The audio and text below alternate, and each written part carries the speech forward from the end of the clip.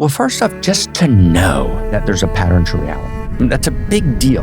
We live in a world of outrageous pain. We're facing this global intimacy disorder that's the radical source of existential risk at its very core. And the only response to outrageous pain is outrageous love. And outrageous love is not mere human sentiment, it's the heart of existence itself. Well, let's go crazy deep for a second. Kabbalah is a mixture of interior sciences. It's the mathematics of intimacy. And one of the primary chapters in that story is the Tree of Life. And it's this map, the 10 stories of quality, of divinity. You need to know all of these in order to know your unique gifts. Let's do it, like this. When I say, who are you? The classical answer to who am I is I'm a separate self. The only problem with that answer is that it's not enough. So both the West and the East got confused about the same thing. And it's the distinction between separateness and uniqueness. And the clarity is, there's a seamless code of the universe. It's seamless, but it's not featureless. And its feature is you.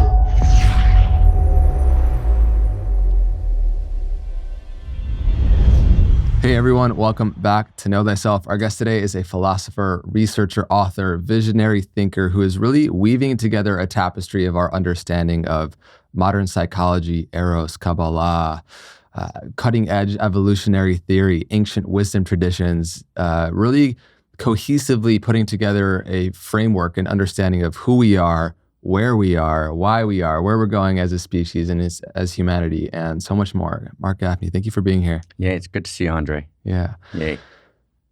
What is Kabbalah? God, what a start. Oh my God, what is Kabbalah? You know, the word Kabbalah is a very beautiful word. And there's an image which I always have from a teacher that I had way back in the day, where I went to study with him Kabbalah, and he offers me an apple, which I was quite happy about. So I went to take the apple, and it was in Mea Sharim, an old Orthodox neighborhood in Jerusalem, and he says, nein, in Yiddish, no. So I'm like, you're offering me an apple, man. Like, hello, I'm like 17 years old, give me my apple. So he offers me the apple again. I go to take the apple, he says, nein, no. Then I realized, oh, so he offers me the apple, and I put out my hands to receive the apple. So Kabbalah means to receive. That's what the word means. It's a very beautiful word. And to receive means there's something to receive. That is to say, if I open myself, it's not empty. The world's full. Right? You know, the hills are alive. Right? It's like, right? The world is filled with music. And I can trust the universe. I'm received by the universe. And when I open up and I allow reality to love me open, there's a depth to reality. Reality is not a flat land. There's an infinite depth. And the more I open, the deeper I'll go. And so that's Kabbalah. Kabbalah is my own capacity to receive, and trusting that there's what to receive, that the world's not a tale told by an idiot, full of sounds and fury, signifying nothing. And then 2, the second piece of Kabbalah is that I'm received by reality. That is to say, reality receives me. And the best way to say it is I'm welcome in the universe. That's a big deal, that there are welcome home signs all over reality. You know, I'm thinking, Andre, for a moment, I remember I was like, a year after that Kabbalah story, I was reading Camus' book, The Stranger. And the book opens something like, Mother died today, or was it yesterday? And his point was, and he's a classical existentialist thinker, which is one of the formative structures of postmodernity. And his point was, Mother died today, or was it yesterday? And it doesn't really matter, because Mother, that which welcomes you, is an illusion.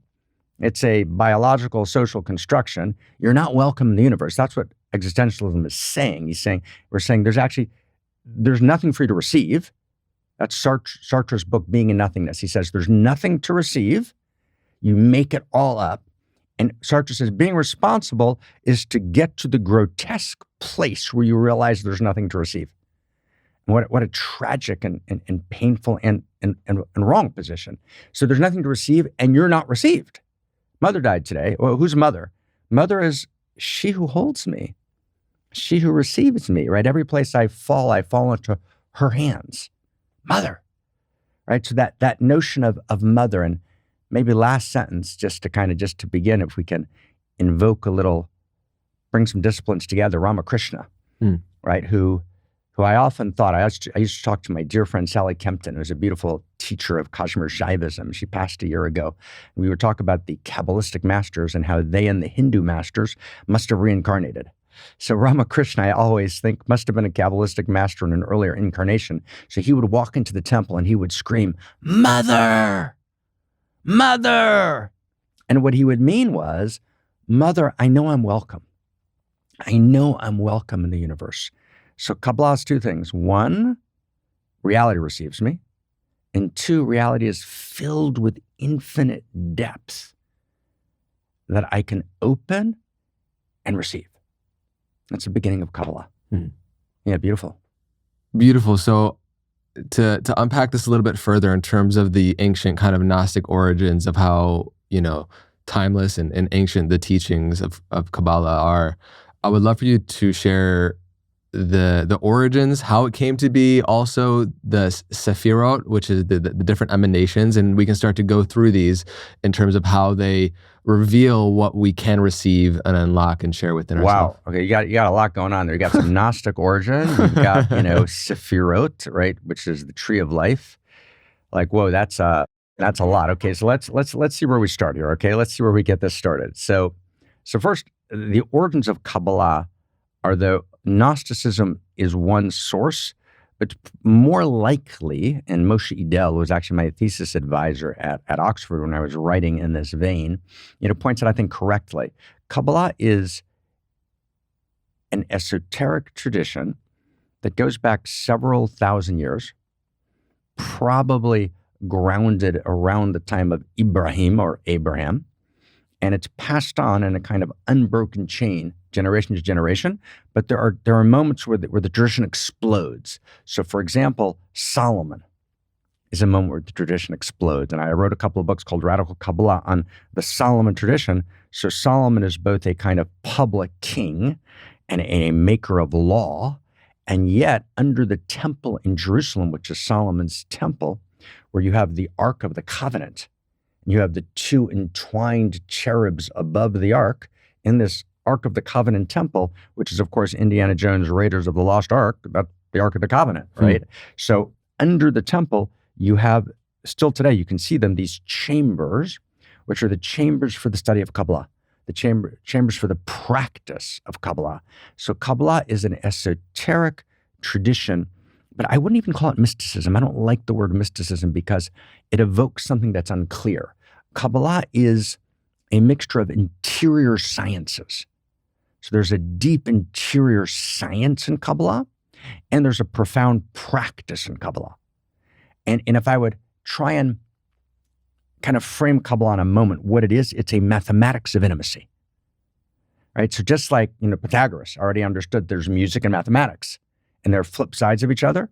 So there's, when we invoke the cosmos invokes music. There's no music before cosmos, but we have in evolutionary history, in quite a few studies, we understand that there's kind of a music that animates all of cosmos in the first nanoseconds after the Big Bang.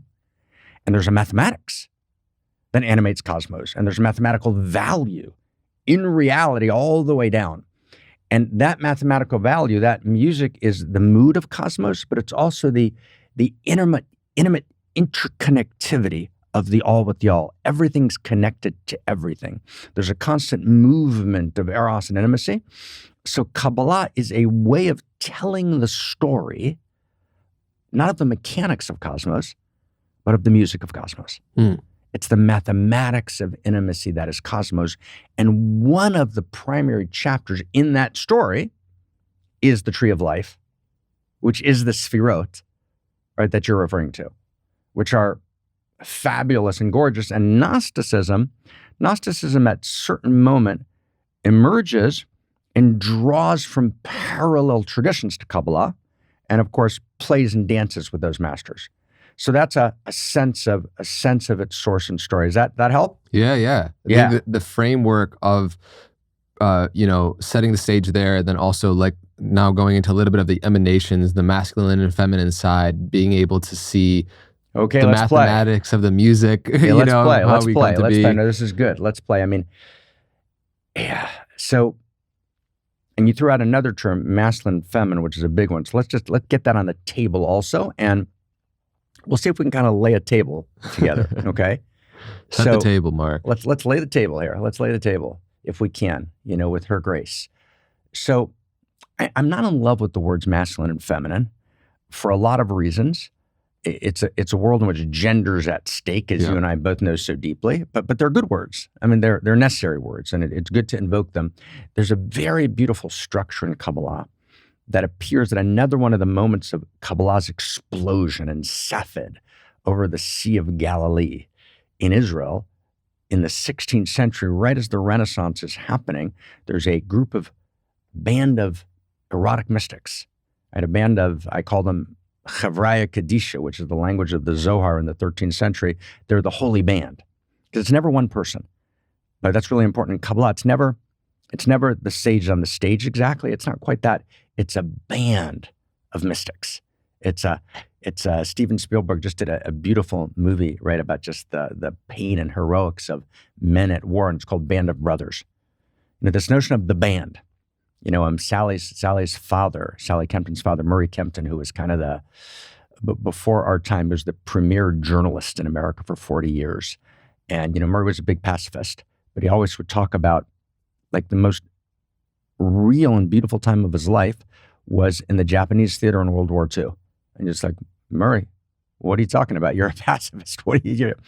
He said, I was with my band of friends, and we had each other's back, and we loved each other. And we held each other. And he said, I've never had that kind of intimacy ever again that we had in this band back there. So that's what Kabbalah is always a band of brothers, sometimes brothers and sisters, and it needs to be brothers and sisters, who come together, who love each other madly. And that's very deep, right? What holds the band is not mere intellectual sophistry or gymnastics or even mastery. What holds the band in the language of Simon, son of Yochai, who's ascribed as the author of the Zohar, is B'chavivut Talia Milta. It all depends on love. And they did do a song on that later, right? But it's like so there's this band of brothers that love each other madly. In Safed, Luria, Isaac Luria convenes this band, and he says, let's not talk about masculine and feminine. And I'm trying to, if it's okay, just give you a little bit of the flavor of Kabbalah as we can kind of feel it. It's fragrance in the room. It's got a wafting, beautiful fragrance. So he says, let's not talk about masculine and feminine. He says, let's talk about lines and circles. Structure and life force in a way. Right. There's this kind of, line, structure, and life force, nice, beautiful. So lines, structure, lines is a structure of cosmos. It's a geometric structure, and lines and circles is also a structure of cosmos. They're inherent to cosmos, and they actually appear in the first nanoseconds of the Big Bang. They're before there's even an emergence of gender, because we have, of course, about 12 billion years of Eros before there's any sex. If you kind of track your cosmos, right? You got 12 billion years of kind of before there's any kind of sexuality in the world. So you've got this lines and circles. So line is thrusting forward, line is distinguishing, line is analysis, line is hierarchy. You're bottom or higher up in the line. So there's this line quality in cosmos, and lines have shadows. They can discriminate in a good way. Let's discriminating wisdom, or they can discriminate in a very bad way. Lines we actually distinguish, but then there's people who are on the other side of the track. So the shadow of a line is racism, for example. But the beauty of a line is all of science, right? The ability to make distinctions. And then circle, there's no hierarchy, that we're all equidistant from the center. It's embracing, it's holding, it's about depth, right? It's about container. It's about this energy of a circle, right? There's an energy to the Eros, which is the force energy you were referring to. So reality is lines and circles all the way up and all the way down, right? All the way up the evolutionary chain, all the way down the evolutionary chain. There's lines and circles. And so let's say Andre or Mark, we both are line and circle, and we're both a unique combination of lines and circles. So yes, we have a kind of core guy and a core girl, core boy, core girl. But in a certain sense, the gender community got something right. They were asking the right question, which was, when a baby is born, it's a boy.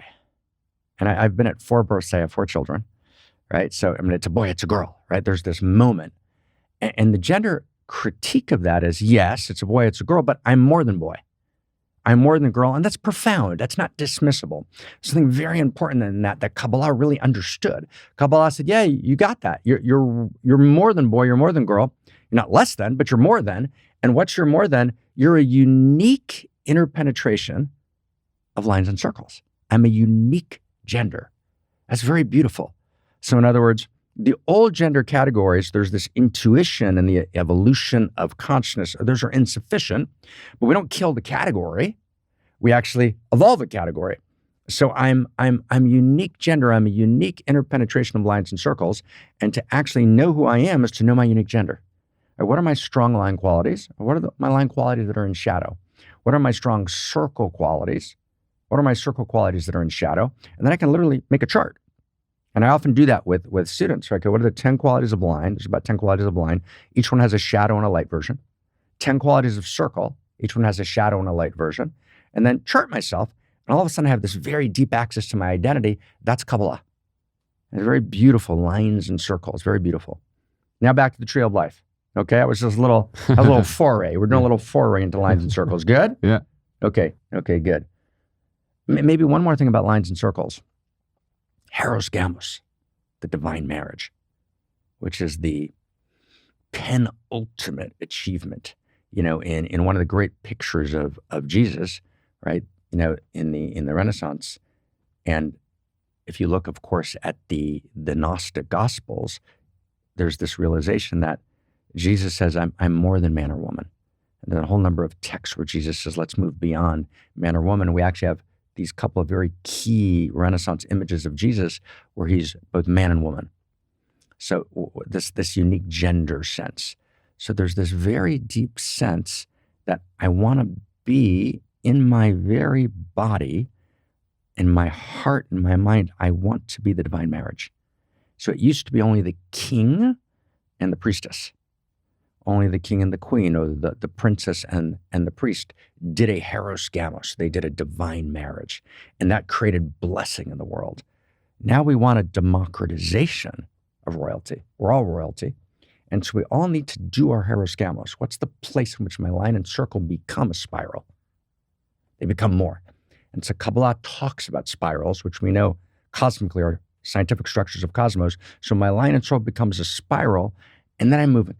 Then I'm moving. I'm not circling. Shadow of circle, I'm stuck. Circling. Shadow of line, I'm not stopping to smell the roses. I'm not feeling, right, and bring people and bring anything in. So my line and circle come together and become a spiral? And for anyone listening now, it's just a great exercise. Just list your line qualities. Which ones are in shadow? List your circle qualities. Now, what happens when they come together in you?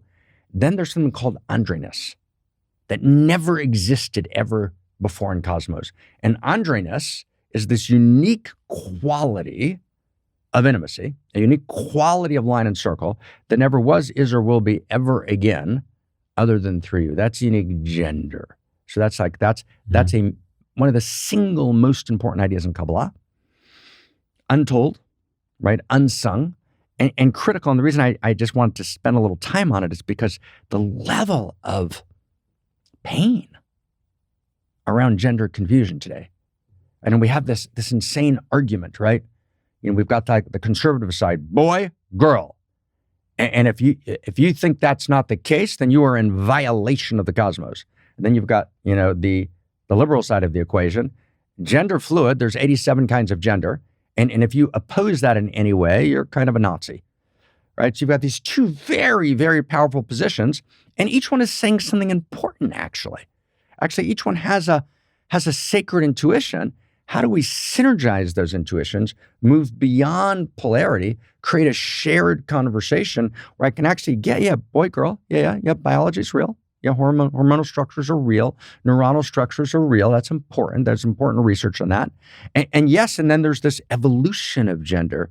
So Kabbalah allows us often to synergize and create a world vision that wasn't available before. And different conversation, but polarization is precisely what Kabbalah is standing against. Kabbalah is saying if you receive, back to receiving, the depth of a position, then you receive the depth of another position, and then you bring them into intimate relationship with each other, you will create synergies. Mm-hmm. So unique gender is such a synergy. Yeah, I mean, all life, I guess, is really in the dance of that synergy, in the weaving of the Ida and the Pingala, and those two forces within us and all of life. And I love in the Tree of Life how it's also set up in that framework with those 10. Tree of Life. Let's do Tree of Life. Oh my God, cheers, l'chaim. Yeah. Salud. Salute. So now breaking down these emanations and how they set the context and framework for understanding what we are. So let's talk Sefirot. So Sefirot, you're translating Andre emanations. We'll play a little bit. So the word actually is sapphire, blue light. And sapphire, it's light, so it's illuminations, if you will. These 10 illuminations. But if we can go, let's go crazy deep for a second. Let's go kind of all the way crazy in. So the word Sefirah actually means sipur, story. It's a story, right? And the English word number, mispar is a Hebrew word, cipher is a number. So mathematics is about numbers, the cipher, the number. But cipher actually plays with a parallel Hebrew word, which is one of the source words in Kabbalah, which is sipur, story.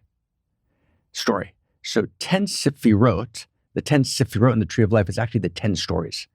That's actually what the word means. It's the 10 stories of quality, of divinity, of intimacy, of delight, of joy. It's the 10 stories, the 10 God stories. So the Tree of Life is the sacred autobiography of God. That's really what the Tree of Life is. And it's this map, it's this mathematics of intimacy again, which tells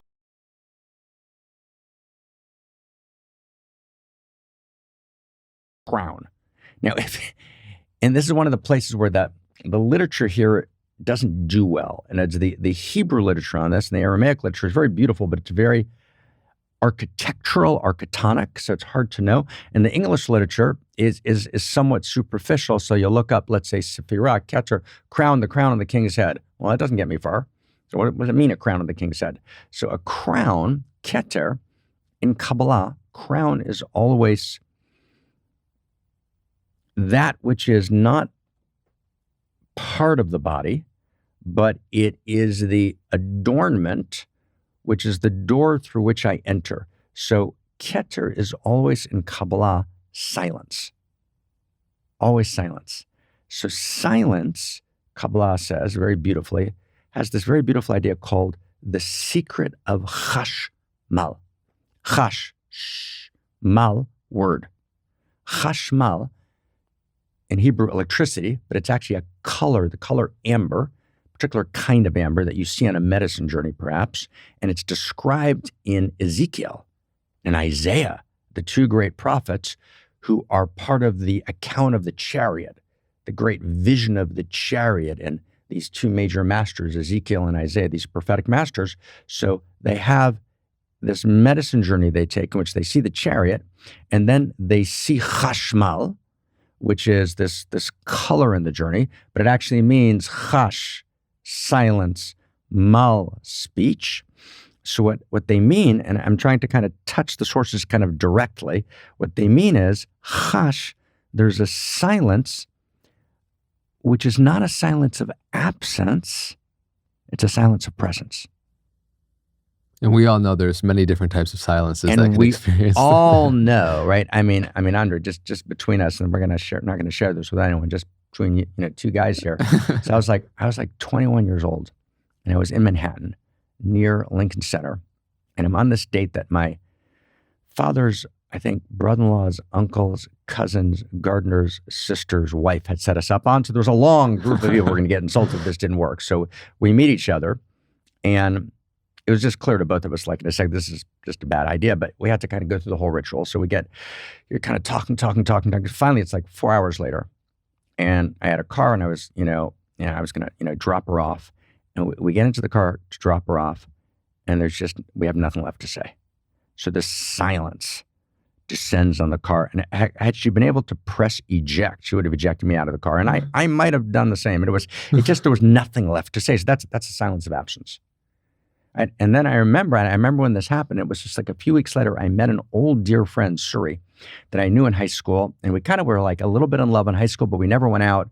And we met, same near Lincoln Center, and we see each other, right? And we sit down, it's like Sunday morning, we have our New York Times as we're kind of like 21. And we just sit and we just talk the entire day. We have this like gorgeous conversation. She had a car at that point. She's driving me to drop me off, and this silence settles in the car. And there's just no words are necessary. Words would be just completely in the way. So that's a silence of presence. So chash, right? Keter, the top sefirah, the top story, is the story of the silences of presence in my life. And it's kind of the background reality that holds all and other it's realities. This deep silence that's underneath everything. And then chash, the silence of presence, out of which emerges mal, the word. And really, we both know that. And we have a bunch of common friends. And we've talked about this with some of our friends. You can literally tell the difference between, are you talking to someone whose words come from words, or are you talking to someone whose words come from silence?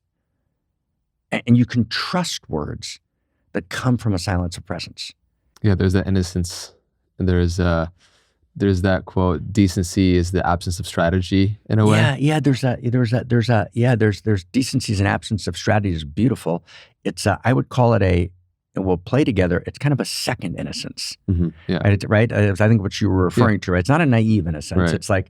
It's like, yeah, we've gone through all the complexity. On the other side, I've come to this place, which is this second innocence, and we can rest together in that place. Mm-hmm. So that's Keter. And maybe one last word about it. The letter that holds Keter is the Aleph, the alpha female, the alpha male. So we think about the alpha as, the bonobo or the baboon with the most power, which is true, but there's a power that emerges from the silence. So the Aleph is the silent letter. Aleph is completely silent in the Hebrew alphabet. And then you have, after the Aleph, you have Bet Gimel Dalet, or B, G, D, or in English, B, C, D. So you have Aleph, and then you have Beged. Beged is the word. And Beged in Hebrew means two things. It means clothing. So it's the language that garbs the silence, or it's Begidah, betrayal. It's the language that betrays the silence. So there's actually two kinds of language. There's language and that's what poetry is. Poetry is when I try and stretch the boundary of the word until it almost becomes silence, right? And then there's language that betrays, right? And as there's a much bigger conversation. We won't go into the artificial intelligence conversation, but someone on my team just sent me two things, and she's a great person, been pushing me like, Mark, we got to use these AI tools. She said, okay, we do this weekly thing called One Mountain. So she said, I'm gonna make an invitation from, which we're gonna generate from AI. And it's just happened. And I sat and I read the invitation, and literally I got chills in my body, meaning not in a good way. And it was, here's an unsophisticated Latin word, creepy. That's creepy, right? It's like the words and they were all right. And all the words were the right words, meaning AI had done a good job of selecting the words. I mean, it's very, very high-powered machine intelligence, the most high-powered we have. And it did a good analysis, but it was empty, and literally, right, I felt cold, right? So that's the sense of words that don't have silence underneath them. Mm-hmm. Right? AI doesn't experience silence of presence. It's like, words from words. Right. It's words that are somehow betraying, beged, words that betray the silence. Yeah. So that's just one sefirah. So you get a sense of how rich it is, right? I mean, that's Keter. So that's the story of silence of presence. And maybe last sentence, right? Just anyone listening, one of the ways to do sacred autobiography is to write down the moments of silence of presence in your life. And those moments are sacred. And there's a revelation in those moments. There's a speaking. And what words emerge from them. So that's Sephirah 1. Do you want to hit a couple more? Yeah, I would how do you love want to to play? give. You tell me how you want to play. I want to go through all of them. Oh But my God. we can't go through in depth through all of them. But let's just kind of give the overview, perhaps. Well, you said this is going to be about a 13-hour podcast. Yeah, about 13 hours. Yeah, 13 we still hours. have Eros to cover, which will be another 12. So let's do like a kind of, let's see if we can kind of get a sense of it. Sure. See if we can get a sense of it. Let's see. So you have Chochmah. Let's do it. Okay, like this. You have a central channel, so Keter's right in the middle, right? So, then you've got a left side and a right side, okay? So if you take a look here, on the right side, you have Chochmah, and Chochmah is the explosion of an idea. When that idea first emerges in you, you haven't, you're kind of in the middle of running a media company in Los Angeles, and you're in the middle of sleep at night, and you have this thought podcast. But it's not an idea. It's just like there's something you want to do there. You have a sense of something you want to offer, but you can't quite formulate it. You don't quite know how to do it. It's like there. That's Chochmah. It's the explosion of an idea. And Einstein talked a lot about that. And it's about imagination. It's this moment of imagination. And one of the things Kabbalah really understood was how important imagination was. Feuerbach, the great German philosopher, says that God is a figment of our imagination. And by the way, Feuerbach was right. But of course, he forgot that our imagination is a figment of God, right? And that imagination is a quality, Adam, as in Adam and Eve, these primordial humans. So the word Adam, everyone translates as Adama, which is earth or human, humus. But Adam also means dimayon, imagination. So Adam's not just Homo sapien, Adam is Homo imaginus. So Chochmah is sapien, wisdom, with imagination. Right? So it's the spark of exploding imagination. Then on the left side, the Binah, on the left channel in the tree of life, the right and the left channel, right? The Binah, which is the womb that understands, that receives the explosion, that it receives the kind of penetrating explosion of an idea, right? That just is ecstatic, right? She, as it were, receives the ecstasy into her womb, and then she grows the idea. She nurtures the idea. She deepens the idea. Chochmah and Binah. Then you have under Chochmah on the right side, you have Chesed. Chesed's a wild word. Chesed is radical, wild, ecstatic, overpowering love that breaks all boundaries, which means it's neutral. So, for example, in the shadow side, the tragic shadow side of Chesed, in the book of Leviticus, incest is called Chesed because it's this radical breaking of boundaries on the absolute shadow side. On the other hand, there's this quality which I call outrageous love, which is essentially a translation of a very deep idea in the Solomon lineage, which is called Ahava Rabbah, great love, but Rabbah means outrageous. It kind of breaks all boundaries. I was talking to a dear friend, John Mackey, and when John was at a certain point, we were in deep conversation, and John said, "Mark, call it unlimited love," right? And John, if you're listening, it was a funny moment. I said, "John, but that's just not outrageous enough, right? Unlimited, but it's more than unlimited.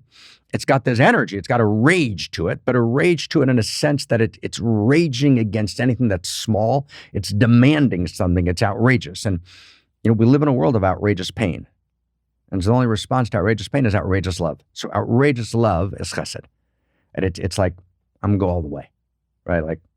And then you have din on the left-handed side, din or Gevurah, and Gevurah means heroism, and heroism, din, law, means boundary. Right, so it's the vessel, it's the boundary, it's Braveheart. It's always Braveheart, right? Mel Gibson, it's always Braveheart. Hold, there's a scene in the movie, it says, right, you see the charge is about to happen, and it says, hold, right? They're coming closer. Hold. That's That's Yeah. Gevurah. It's kind of like those two that you just mentioned, like going back to our earlier analogy, is kind of like the cell wall and the life force energy within it. Yes, beautiful. Yeah. That's right. It's exactly, why is there a membrane? Why couldn't reality work this out without a membrane? Right. And the mitochondria is playing on both sides of the membrane. And the membrane, which is the structure of consciousness incarnate in form, membrane's really important. That's gorgeous. I love that. That's gorgeous. Right. So the membrane is hold. Right? It's this holding container. Then these two sides, you've got Chochmah, wisdom. Underneath it, you have Chesed, this outrageous love.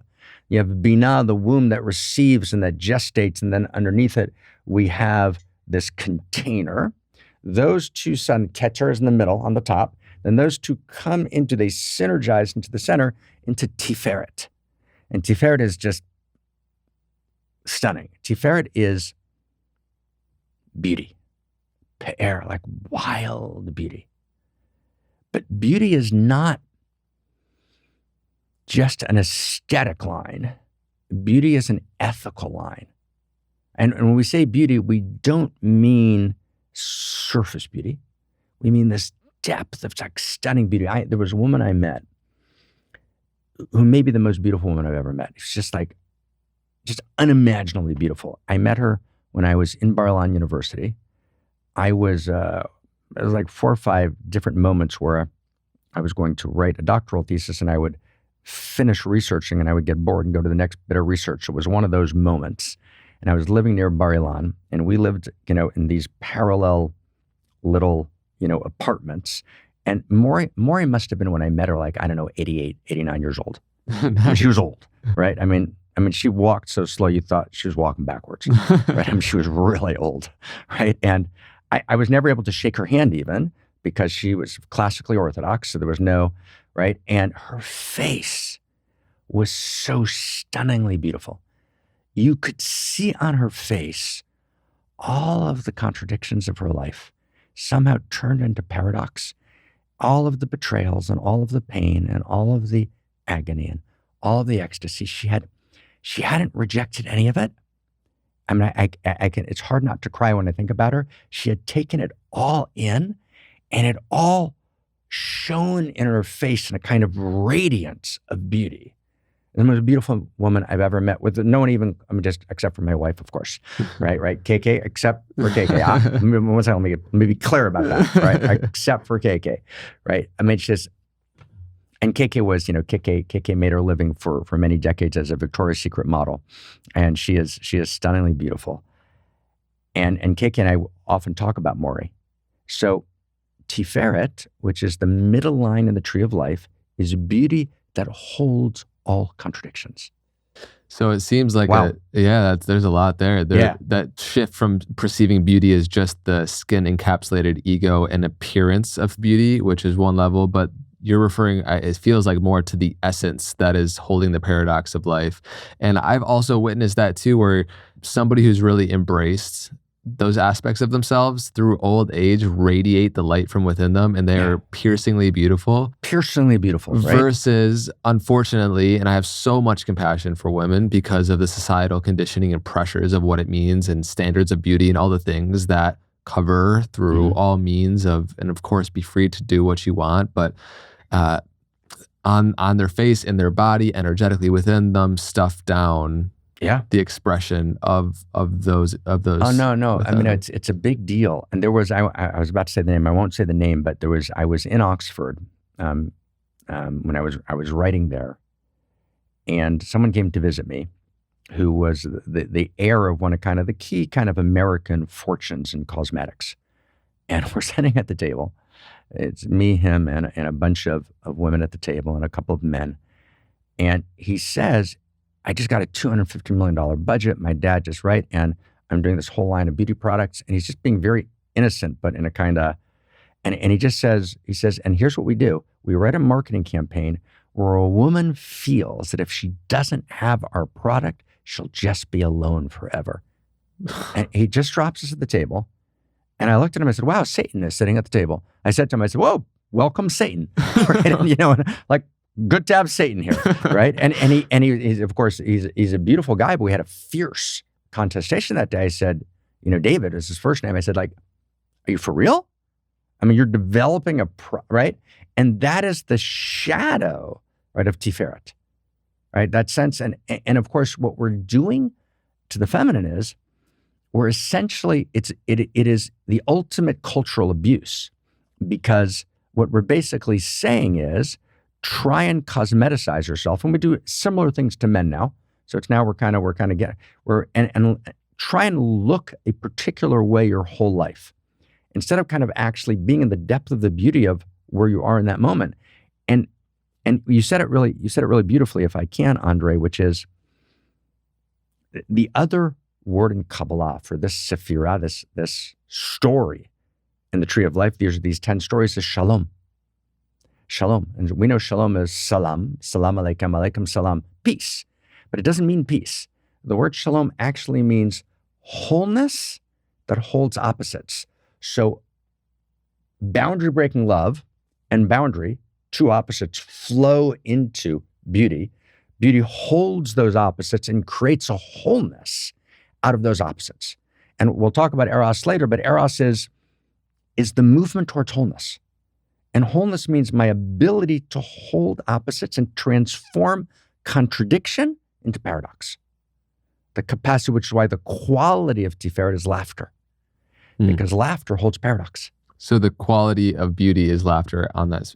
Yeah. I mean, it's laughter, and because laughter holds the ultimate paradox. Laughter is fantastic. Laughter is like, right, and the you remember Umberto Eco is this author who wrote a book called The Name of the Rose, and it's about this medieval, kind of seminary where people keep dying. And so, who was it? Sean Connery, I think, was the kind of guy playing, and he's got to figure out why are people dying. So it turns out that the assistant rector is murdering people. How's he doing it? Anyone who goes into the library of the rectory and opens Aristotle's Nicomachean Ethics and opens to the page and turns it, which talks about laughter, humor, gets poisoned and dies. Because what he was saying, this rector, was that spirit was serious and it stands against laughter, right? So he kind of created this antinomy, which is very strong. Laughter is of the devil. But actually, laughter does two things. Laughter is in the most original document of Kabbalah. The oldest document of the lineage tradition has about 455 words, short, right? I should learn to write that way, right? Hello, right? And it has not 5 senses, but 12 senses. So sense perception, I see, I hear, I touch, I taste. Each sense perception gives me access to a different dimension of reality. So I know something when I see you, even just feeling each other. I got to give you a hug when I came in. We had talked on Zoom, but we knew each other in an instant differently by just shaking hands and giving a hug, right? It's a different. So, Howard Gardner at Harvard talks about multisensory intelligence. So the Kabbalah has this very deep sense of these 12 faculties of sense perception, and each one gives you access to a dimension of reality that you can't get any other way. And laughter is one of those. 12 is the highest one. Right, brother? Laughter is number 12. Nice. It means it gives you the highest perception about some nature of reality. So the question is, so what does it tell you? So it tells you two things. One is it nullifies reality. So satire, a rebel newspaper has to be a satire newspaper, because when you tell a joke, you undermine the structures of power. Cicero, when Rome is falling, they're not sure is it going to fall. So Cicero says, are they laughing at us? Right? There's an incredible book called With Laughter in Hell, about jokes in concentration camps. Right? So one is laughter nullifies, it shatters the pomposity of what you called beautifully the skin encapsulated ego. But two is laughter holds paradox. It's like, when something is just so painful or so beautiful, you like laughter. It holds paradox in this very deep way, and that's the beauty, right? Tiferet, right, in the central chain of the tree of life, the beauty of that which holds opposites. But I'll give you here's a crazy example. So we talked about Solomon. We mentioned Solomon. So Solomon's father is David. So David is kind of the Davidic king, and if you're a Rastafarian or a Metatron, Judah. Right, that sense of, Bob Marley had this deep sense of Judah, right? This kind of Judah energy. So Judah is, of the 12 tribes of Israel, He's the ancestor of David, who's the father of Solomon. So David is called in the lineage of Kabbalah in the 13th century, Batchana de Malka in Aramaic. He's the jester of the king. He laughs. So the Zohar says, it's, if you want to look it up and you can find it, it's like I think volume 3, like 98a. It's a very beautiful story where Leonard Cohen, Hallelujah, more covers than any song ever made in history, every place. So what's the first stanza of Leonard Cohen about? It's about the David story. It's about this story. The Zohar is about this story. And Leonard Cohen, he got a sense of this intuitively, right? He saw her bathing on the roof, right? She cut his hair, right? His throne, right? And, and every word that I draw from my lips, it's all hallelujah. So, there's a blaze of light in every word. It doesn't matter which I heard. So the first stanza of Leonard Cohen's song is about David going up, seeing a woman Bathsheba, right? Bathing on the roof, getting her husband killed, taking her for a wife, complicated, horrific story, Book of Kings 2, and causes the beginning of the downfall of the Davidic kingdom. Dramatic story, and Cohen holds the wildness of the masculine and the feminine in that story.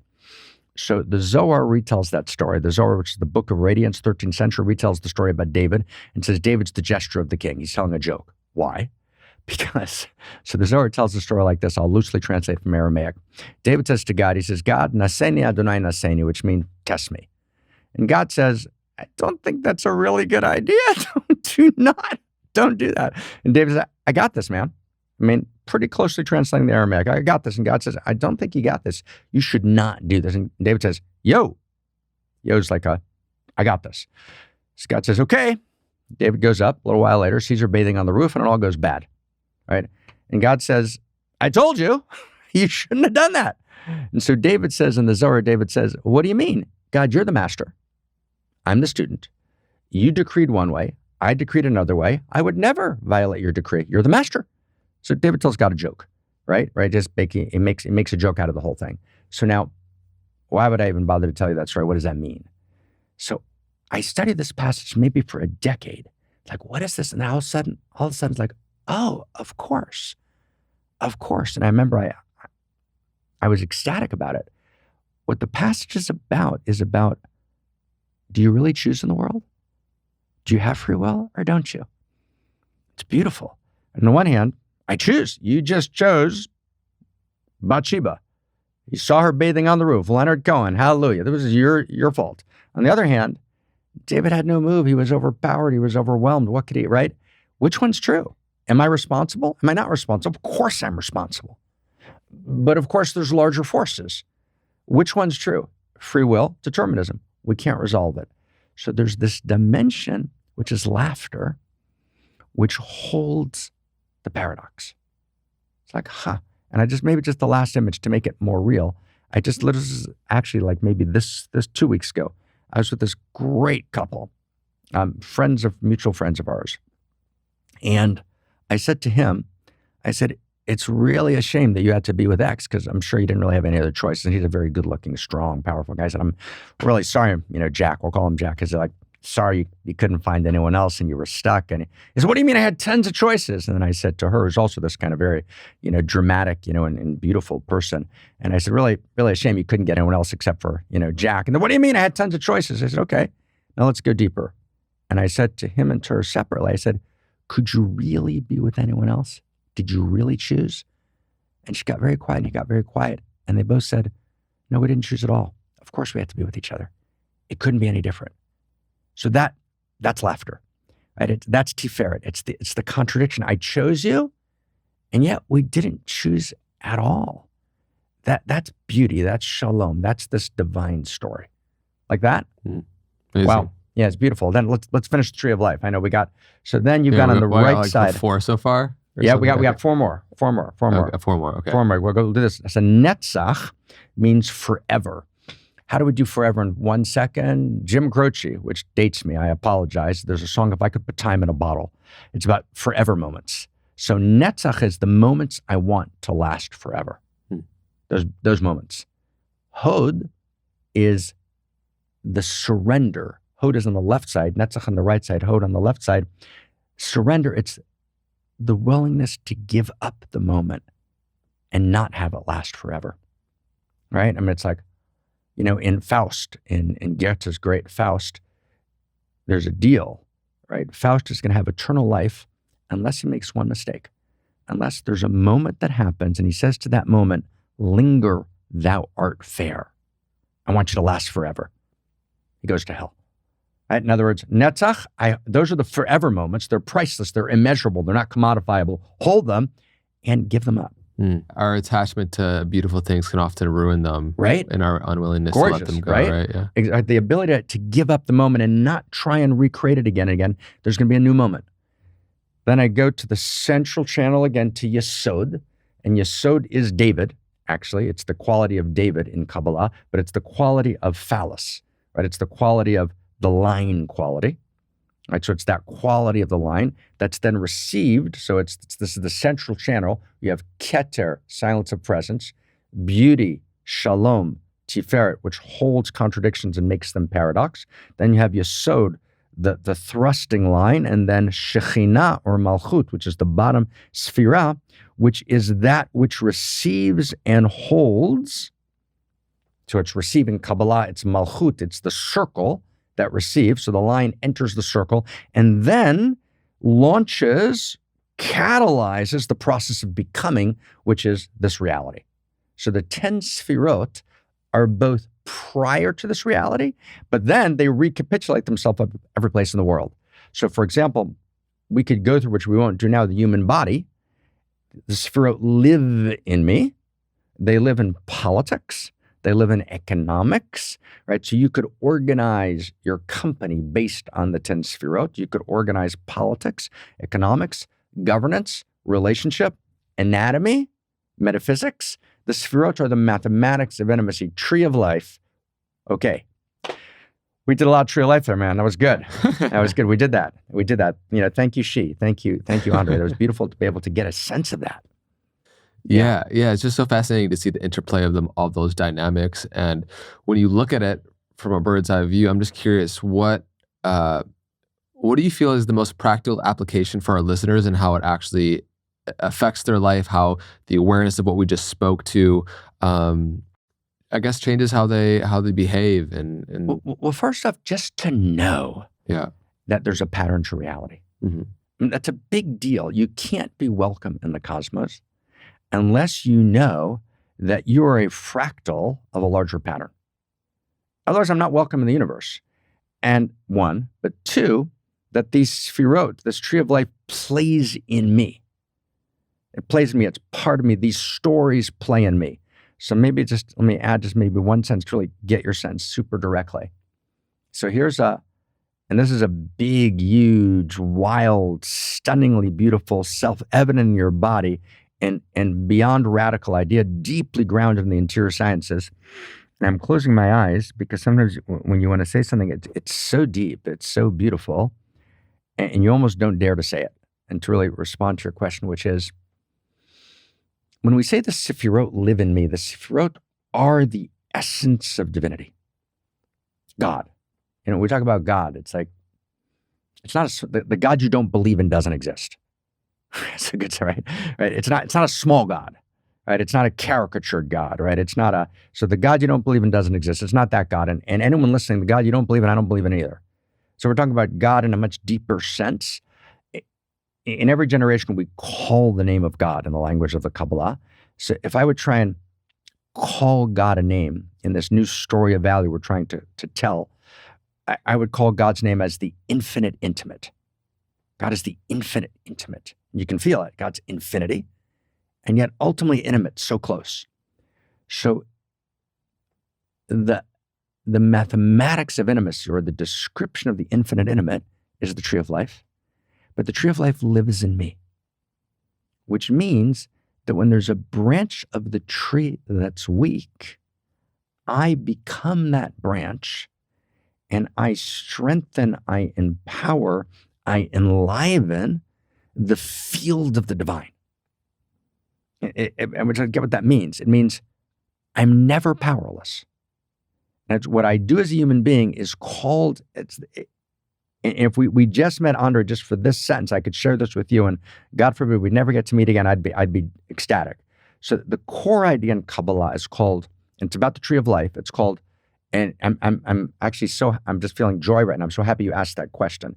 Is the core movement, the core strategy, if you will, is a strategy of power, which is called l'shem yichud, for the sake of creating union in all worlds by bringing together the split off parts of reality into a whole. So any part, any branch, any story in the tree of life, which is somehow shattered or incomplete, I make whole through participating. So let's say I step into my silence of presence and I'm with a beloved, and we deeply fall into silence of presence, but then we pour the energy of that silence of presence into the entire field.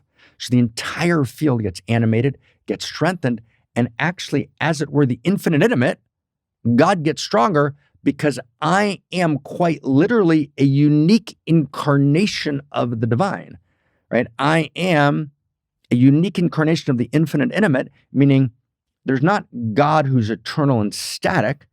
And this is the sentence, there's always more God to come. That's a shocking idea. What does it even mean? It's Gödel's incompleteness theorem.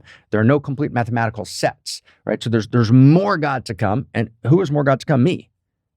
So my unique incarnation of the tree of life says that when I'm at a particular moment in my life and I'm creating a boundary, or I'm breaking a boundary that should be broken, and when I break the boundary that should be broken and I become an outrageous lover in adopting a child, in gifting, in creating, then I'm not doing it merely as an expression of my story. My story is a chapter in the sacred autobiography of God, which means I'm never powerless. The notion of being powerless doesn't exist. You know, my mother just wrote a book that she hasn't published yet, which is, my mother's a Holocaust survivor, and, you know, wonderful human being, and you can't talk to her for very long without being back in the kingdom of the night. And that was the formative, you know. And so she describes scenes which I won't go into now, but she describes a feeling of intense power, even though she was powerless. There's nothing she could have done, right? The levels of degradation were unimaginable, and yet she had this understanding lined in her body that the way she holds this moment is not just about her dignity, it's about God's dignity. That I'm holding God's dignity in me. Now, I was talking to our friends Aubrey and Vailana the other day. We were talking about pleasure with I don't know if you know Caitlin and Godsey. So we were all chatting and talking. Classic situation with you guys talking about pleasure. We're talking about pleasure. We're talking about pleasure, and I said to Caitlin and Godsey, and Aubrey and I got very excited about it, and Vi, that to really get this notion of pleasure, which is the source of all ethics. Pleasure is the source. We think pleasure and ethics are opposites, different conversation. Pleasure is the source of all ethics.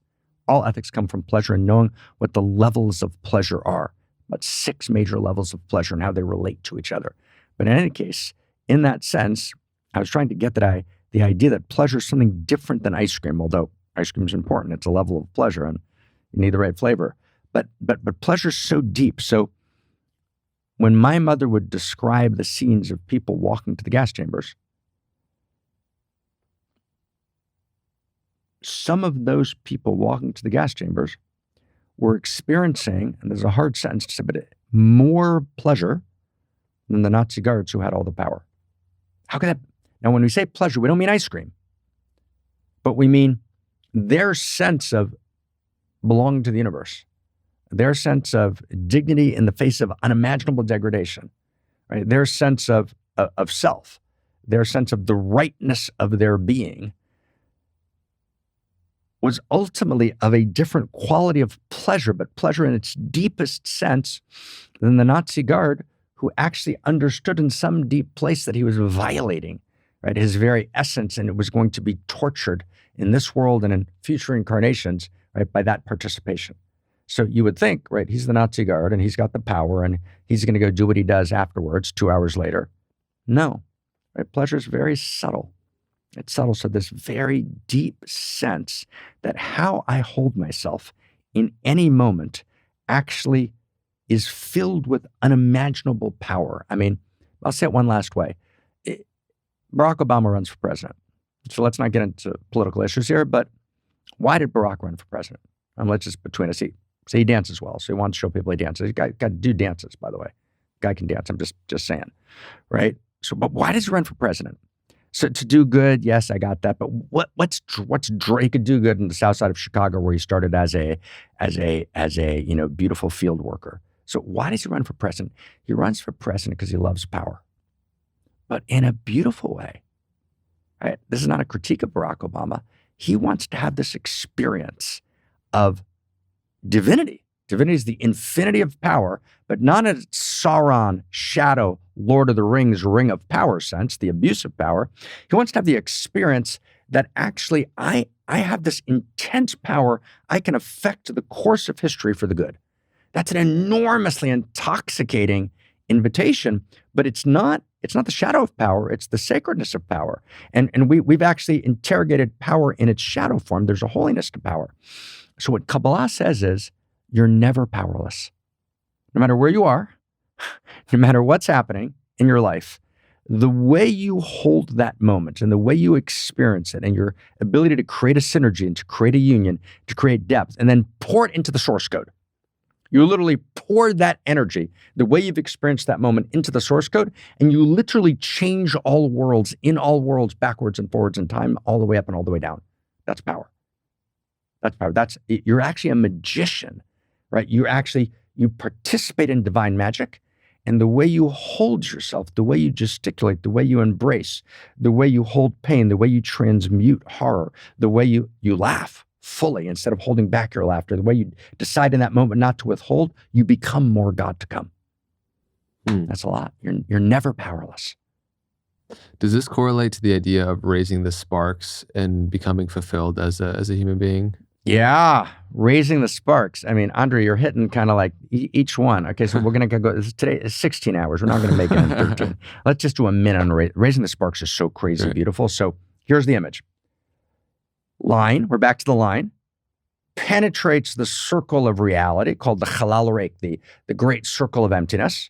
Then this penetrating line into the circle organizes itself in 10 vessels. Sometimes the light's so intense that the vessels shatter. We know that in our lives. It's called the shattering of the vessels. The light is so intense, the vessels shatter. And then my life is in broken pieces every place. So that's called the broken vessels, right, that are spread all over the world. And we live in a world of broken hearts and in broken vessels. So the master is no longer just the priest or just the rabbi or just the imam. The master there's a democratization of mastery. There's a democratization of greatness. There's a democratization of enlightenment. The text is, you shall be for me a kingdom of priests. We're all priests. We're all sacred masters if we actually claim it for real. So the master finds the broken vessel, realizes that when the light shatters, the light actually remains a spark of light in each broken vessel.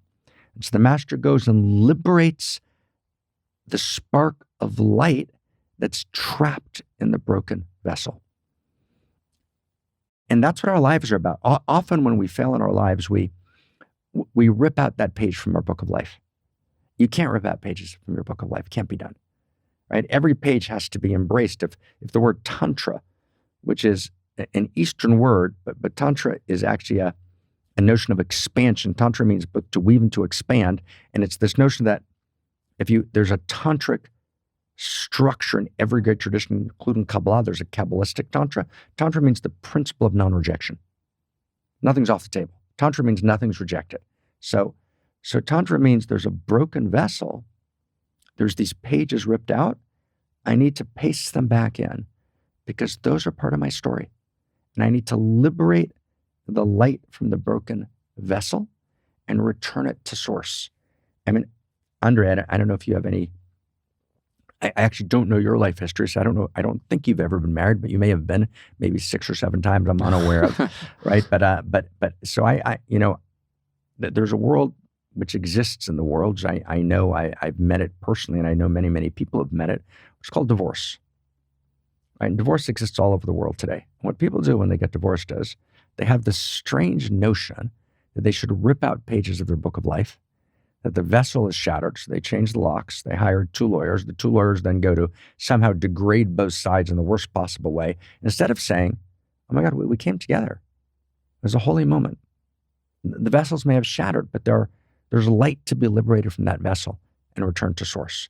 Right? So how I hold my failure and how I turn my failure into my next sacred imagination, my next sacred fantasy, and I take that spark of light and I use it to illuminate the next stage, right? That is the shattered vessels. That's the liberation of the spark.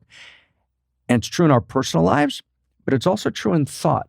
There's no system of thought which has depth that we should reject. We need to weave everything together, not in a mishmash, right? Not a good word, mishmash, but best I can come up with right now, right? But not in a kind of, kind of strange mix, but we actually need to synergize to respect the integrity of each spark and bring it together in a larger flame. And that will be the context for kind of a new, if you will, a kind of new world religion as a context for our diversity. Meaning all the religions remain, but there's a larger symphony and there's a larger shared body of sparks which create a flame that creates a shared grammar of value that allows us to have intimacy in the world, right? We're facing this global intimacy disorder that's the radical source of existential risk at its very core, because we don't know how to liberate the spark from the broken vessel. So when we critique a system, we polarize and we find what's broken in it, instead of seeing what's the spark that can be liberated and that can come together to create this new grammar of value, this shared story of value. And all intimacy comes from shared stories of value. So it's a critical Kabbalistic structure. So beautiful. Thank you. Thank you for bringing it to the table. Yeah. Man, I mean, we actually could do a 12+ hour podcast just simply on that. And there's so much that I still want to go to. And one of the last things I want to bring up is just anything that you feel like is applicable, practical. If you had to give something from the teachings of the Sefer Yetzirah, and Yetzirah, how do you pronounce it? Is it Yetzirah is good. Yetzirah is That's good, my brother. What would you say that is, and what we haven't covered yet? That's a great question. You have to take one thing away. If someone put a gun to my head, which would be impolite, right? Understandably so, and they had a kind of little bit of a Clint Eastwood thing, and they said, make my day, right? Tell me like in one sentence. I would say it's something like every place you've been, you need it to be. It's that sense of I'm received, I'm welcome in the cosmos, and every detour was part of my destination. There are no accidents. It's always mystery, but every place you've been, you need it to be. And that's an enormously accurate and liberating realization. It looks different than I thought it would. And sometimes we have to give up the tyranny of the early dream in order to live into the fullness of possibility. And if I would, maybe last sentence,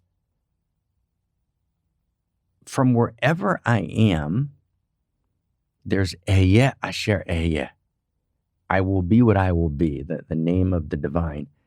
And so the Kabbalists say very beautifully, we can't say anything about God because God is in some sense wholly other, and yet God's the infinite intimate. So there has to be a way I can approach.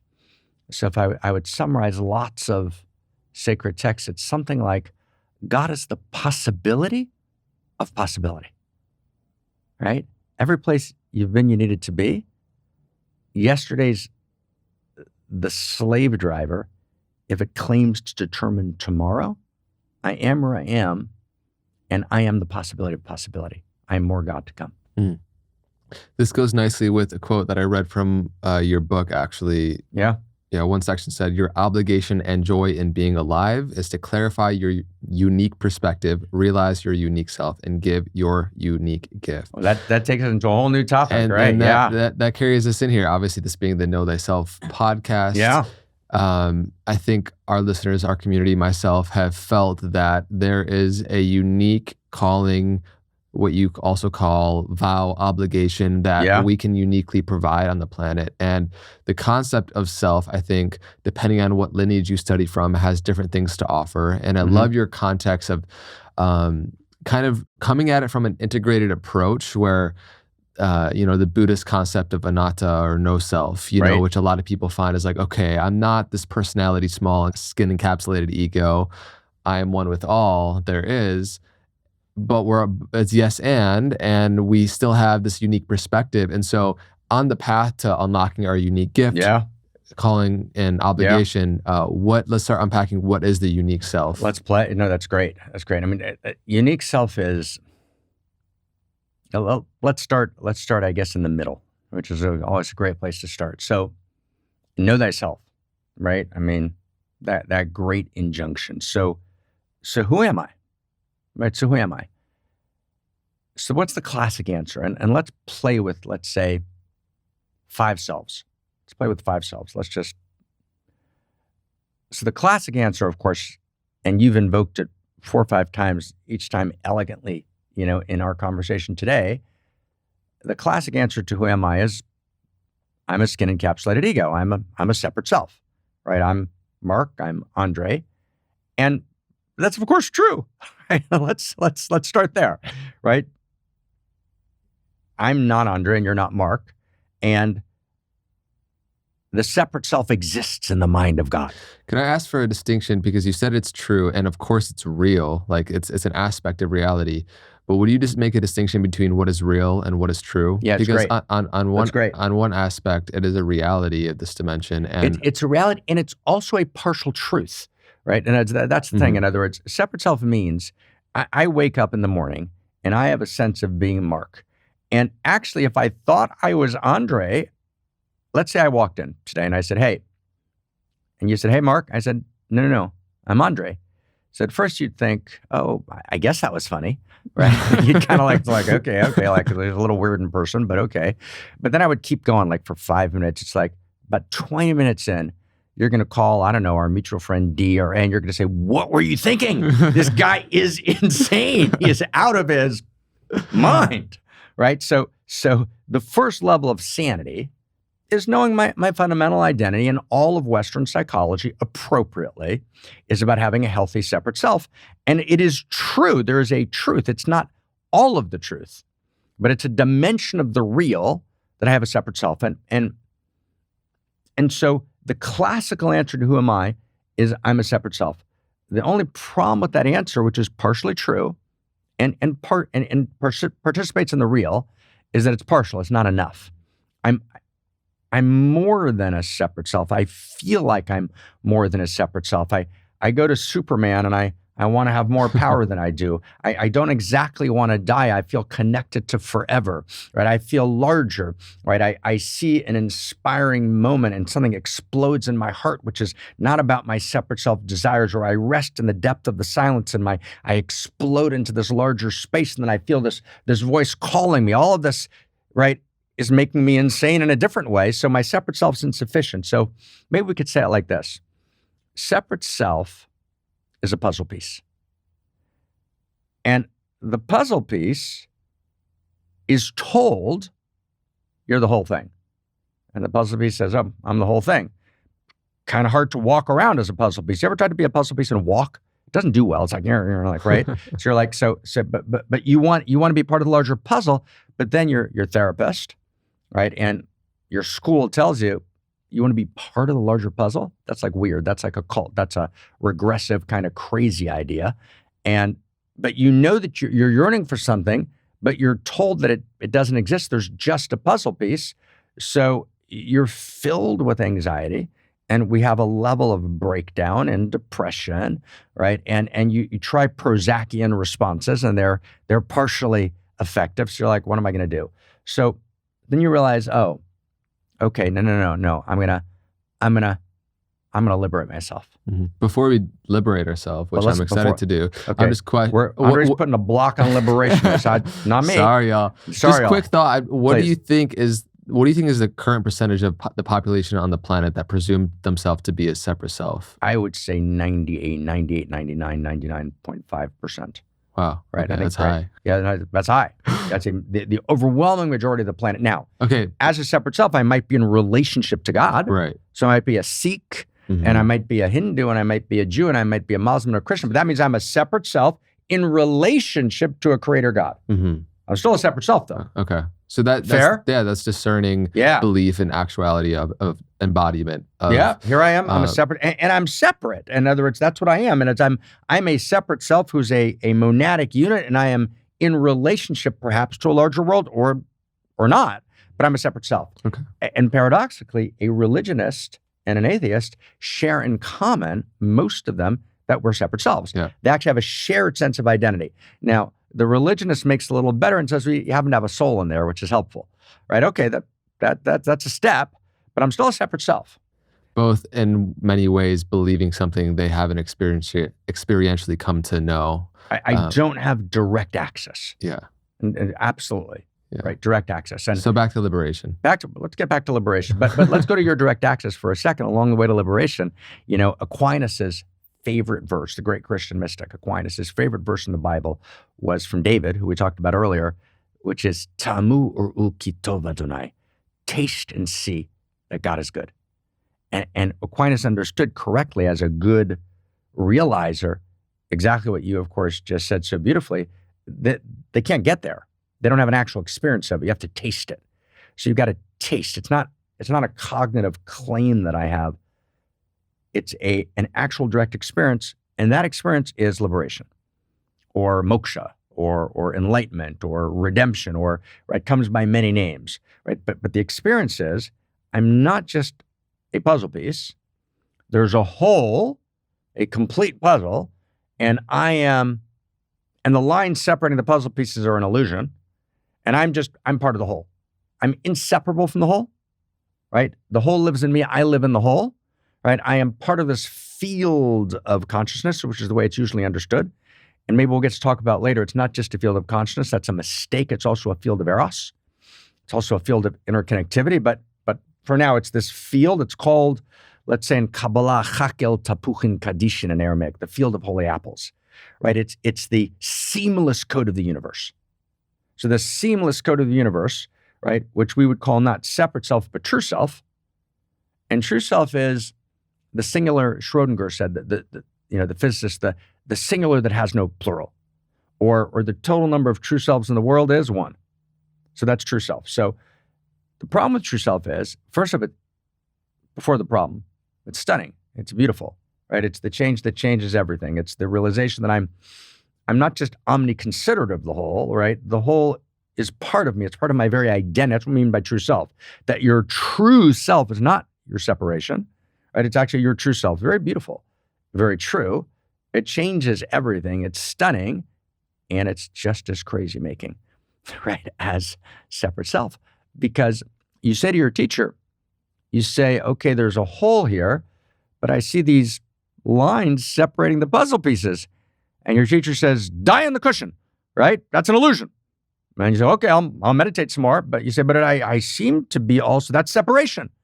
And you get this very, very powerful transmission that says that your experience of being distinct is an illusion.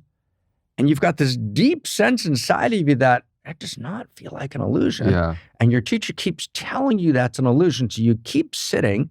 So just like separate self, I'm a puzzle piece, there's no puzzle, makes you insane. It actually challenges your sense of reality. So does true self. Because true self says that your entire experience of distinction is separation. And that's actually a violation of the real.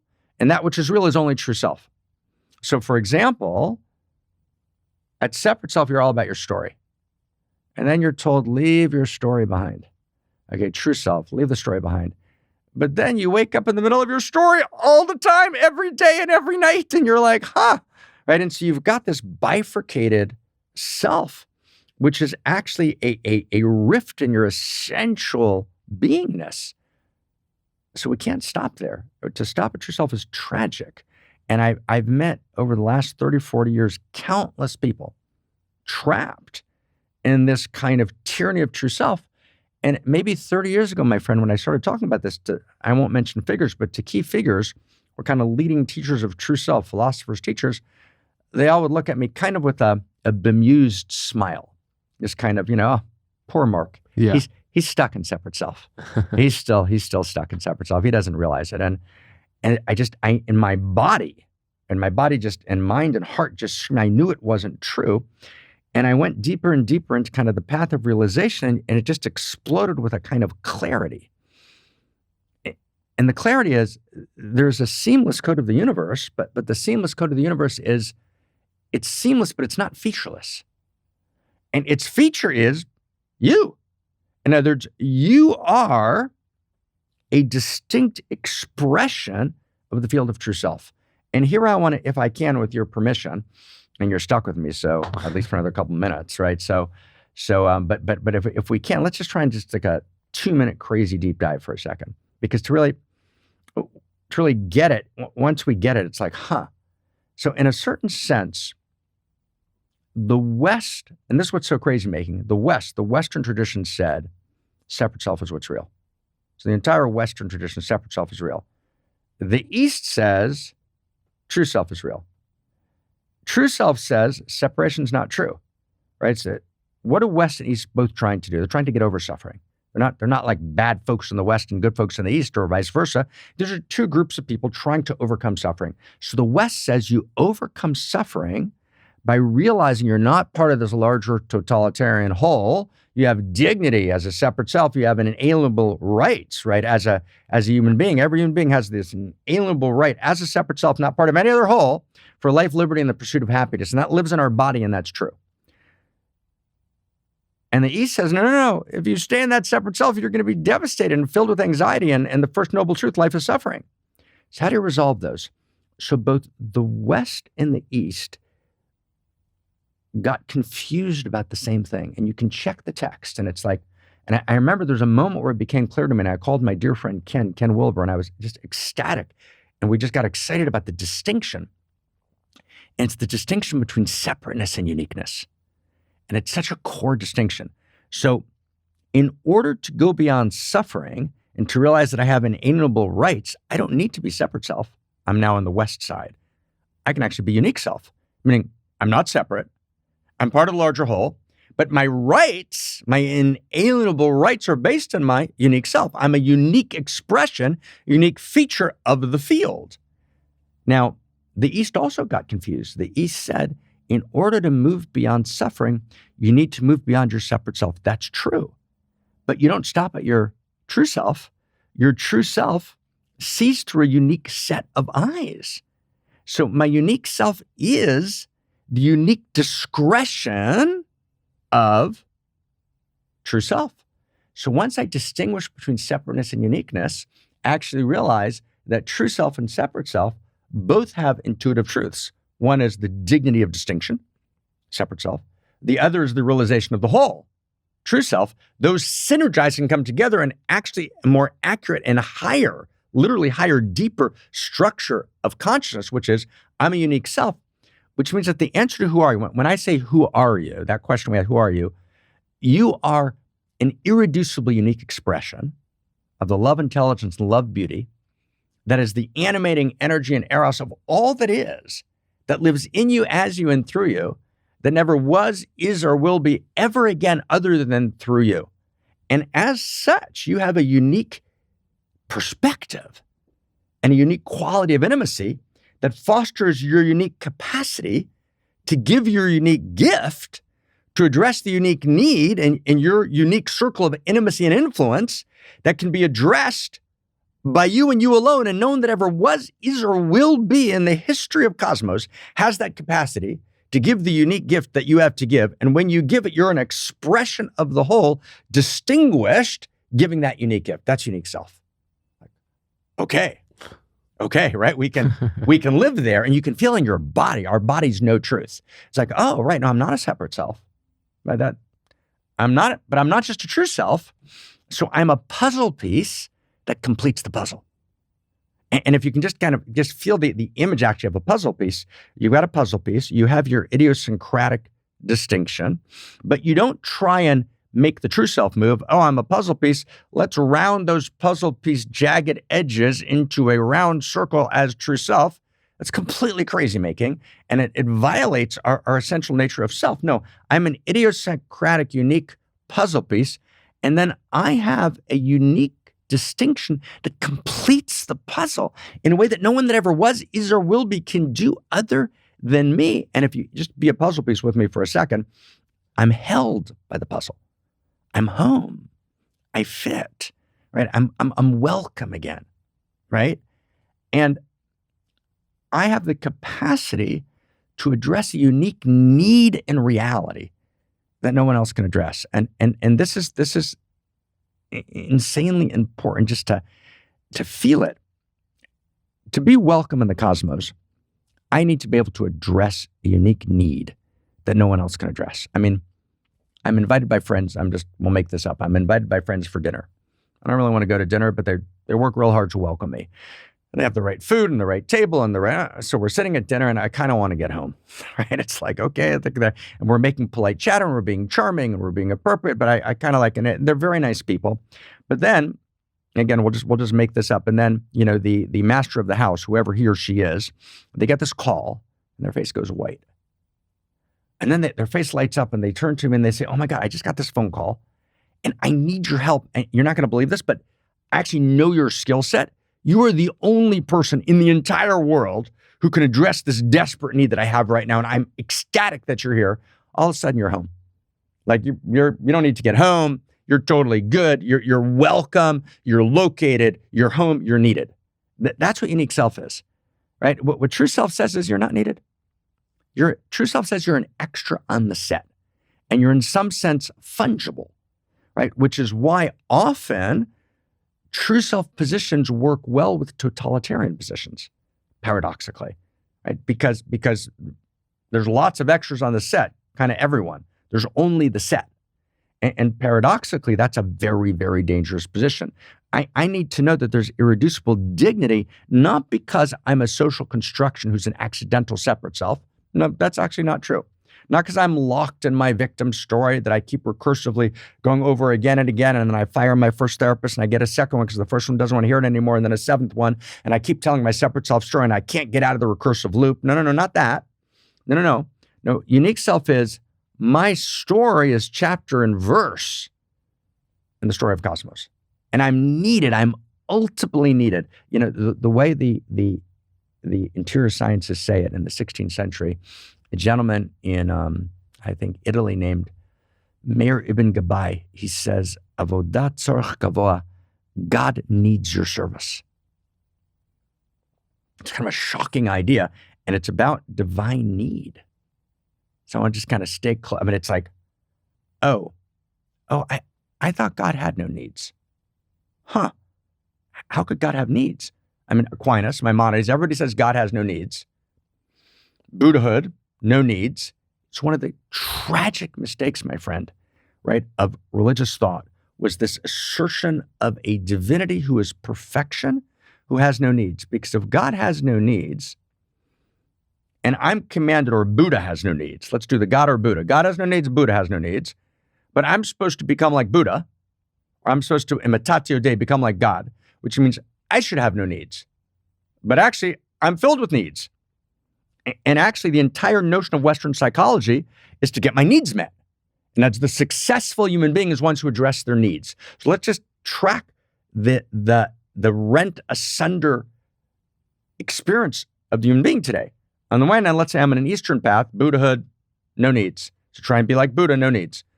Oh, I'm now in a religious, Christian, Jewish, Muslim path, right? Be like God, no needs. Then my Western psychology self says, get your needs met, right? A healthy, whole human being knows how to get their needs met. So I'm completely ripped apart because I have these contradictory messages literally in my source code that are actually undermining my entire integrity. So in order to actually go deeper, I need to realize, and this is, if you would, again, I don't want to take that gun out again because I was like, I don't want to do that again, but one more gun to the head, okay, right? The single most powerful, original interior science realization of the Solomon tradition is God has needs. God needs your service. Because Wittgenstein or Fichte Schelling or everyone across the board asks one version or another of this question, east or west, which is, why are we here? Right? Hello? Right? Why are we talking? I mean, why is there something rather than nothing? And the deepest, there's not an answer to that. There's not like a theological answer, but the deepest response that lives, here's a word we created, anthro-ontologically. Anthro, right? Anthro, human being, anthropology, ontologically, for realsies, it lives in my body, right? The deepest realization we know is we're here because we belong here. But why do we belong here? Because God's infinite and perfect. Why does God need us? Oh, God needs us. In other words, infinity needs finitude.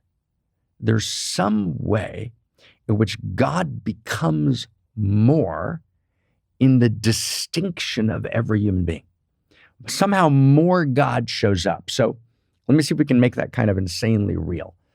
You fall in love with someone. So why are you in love with them? So love's an emotion. So I have an emotion of love, okay?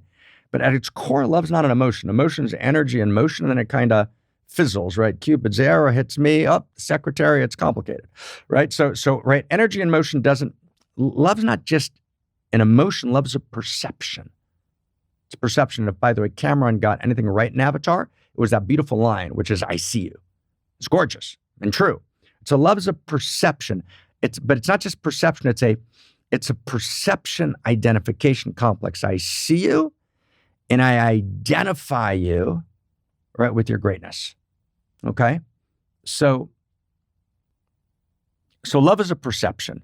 So you fall in love with someone because you see them. But there's a second reason you fall in love with them. Because there's a part of you that shows up with that person that doesn't show up with any other person in the world. So whenever you fall in love, it's also self-love, because that person, when you really love them and they love you, they disclose a dimension of yourself that never could be seen and in some sense didn't exist before, right? So, and it just begins, right? We're doing this conversation, but this conversation with deep topics that I love dearly has never quite happened this way before. Truly hasn't, and I'm excited about it. Why? Because I'm in your space, and we're talking, and you're evoking, not just in some ethereal way, by your very presence and your perception and your unique andreness, you're evoking a quality of conversation, which means just like hopefully over the years I'll evoke a quality of Andre, you'll evoke a quality of Marc, right? I was just sitting with a mutual brother of ours, and he was at the house for a few days, and we were up at 4 a.m, so you can guess who it was, right? And right, and we're talking, and we're ecstatic. We're just like, because we evoke something in each other. So this notion is, what does God need? God needs to become more. God is both. God, the God you don't believe in doesn't exist, but God, the infinity of cosmos, is not static, right? Evolution is also the evolution of God. So there's a way in which God is full perfection by nature, but God is also, in the language of one Kabbalist, Abraham Cook, God is perfection who is perfecting. Because, and let's go crazy deep for a second, the capacity to transform and to perfect is a quality of goodness. If I'm already perfect and I'm no longer perfecting, I'm by definition less perfect because I don't have that quality of getting better.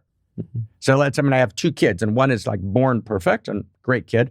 The other kid is born complete mess, but kind of works really crazy hard over 25 years and gets the same pristine perfection as the first kid. Now they're both 40 years old. They're both pristinely perfect, but the one on the left just kind of went through this incredible battle, struggle. Who's higher? Obviously, right? That kid is, because so if God's just perfect and not perfecting, then God's imperfect by definition. So there's the sense that infinity needs finitude. God needs my service. So say it more precisely, there's a way in which in divinity's relationship with every unique self, divinity experiences a shocking self-recognition, which she cannot experience with anyone that ever was, is, or will be other than that unique self. So each unique self both is an actual quality of more God to come that generates through their own being and becomingness more God to come in the entire field. So infinity desires finitude. All of a sudden you get, oh, I'm here because I'm desired. And we have a right to be desired. We have a right to desire and a right to be desired. I'm desired. I don't export my desire to one person who I want to desire me in a particular way. And if they don't desire me in that exact way, then I'm not desired, then I'm devastated.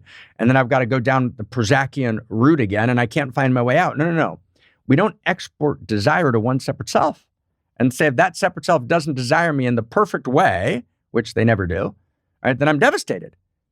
But not because we shouldn't be desired. We have a right. Desire is an intrinsic structure of cosmos. We have a right to be desired. I'm desired by reality itself. And I'm not just desired generally. Undriness is desired by reality itself, not as a metaphorical statement, but as the ontology of reality. Reality desires undriness. And if reality is desiring undriness and gets Marc, that's a shame. Right? But precisely. So that experience that I am the shocking self-recognition of the infinite coded in my irreducible uniqueness. That's unique self. Like, wow. Right? I'll take that. Yeah. And it's obviously true in reality, right? Uniqueness is a what Zach and I call it's a first principle and first value of cosmos. That's really critical. We talk about diversity. The big liberal world is diversity, but diversity is actually just a cover word for uniqueness, right? In other words, when we say that reality differentiates into diversity, right? The one differentiates into infinite diversity. It means infinite uniqueness. So one of the principles and values of reality is uniqueness, and the evolution of uniqueness, which discloses as unconscious uniqueness to conscious uniqueness, which is unique self. Which, just to put a bow on that, please, so the true self plus the unique perspective that is infinite, unique in its perspective nature and unique quality finite. Of intimacy. Okay, both equals the unique self, right? So true self, right? And as you say, let's put two bells on it. Here we go. So true self plus unique perspective plus unique quality of intimacy, right? Which foster my unique gift equals unique self. Now let's do one more plus sign.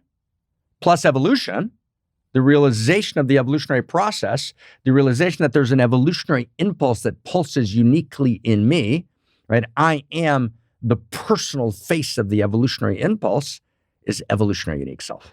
So I want to ask you about the qualities of our unique self that emerge, because in deeper contemplative practices, you experience yourself in a much more vast context where there is no tangible you that you can hold, but there is an energy or essence that we're speaking to that can be born and brought into more of a container. And I think you experience both, right? Now, there's nirvikalpa.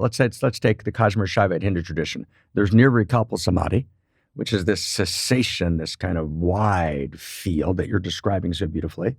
And then there's Sahaj samadhi, where I actually come into this non-dual realization in which although they don't use these words and they dance around them, and many of the students of the traditions misunderstand them. Many of Muktananda's students, who was a kind of teacher in America in the mid-70s, who taught the Siddha Yoga tradition, which is in the Kashmir Shaivite, lineage of Abhinavagupta, they would always say to me that, Muktananda says, God appears in you as you.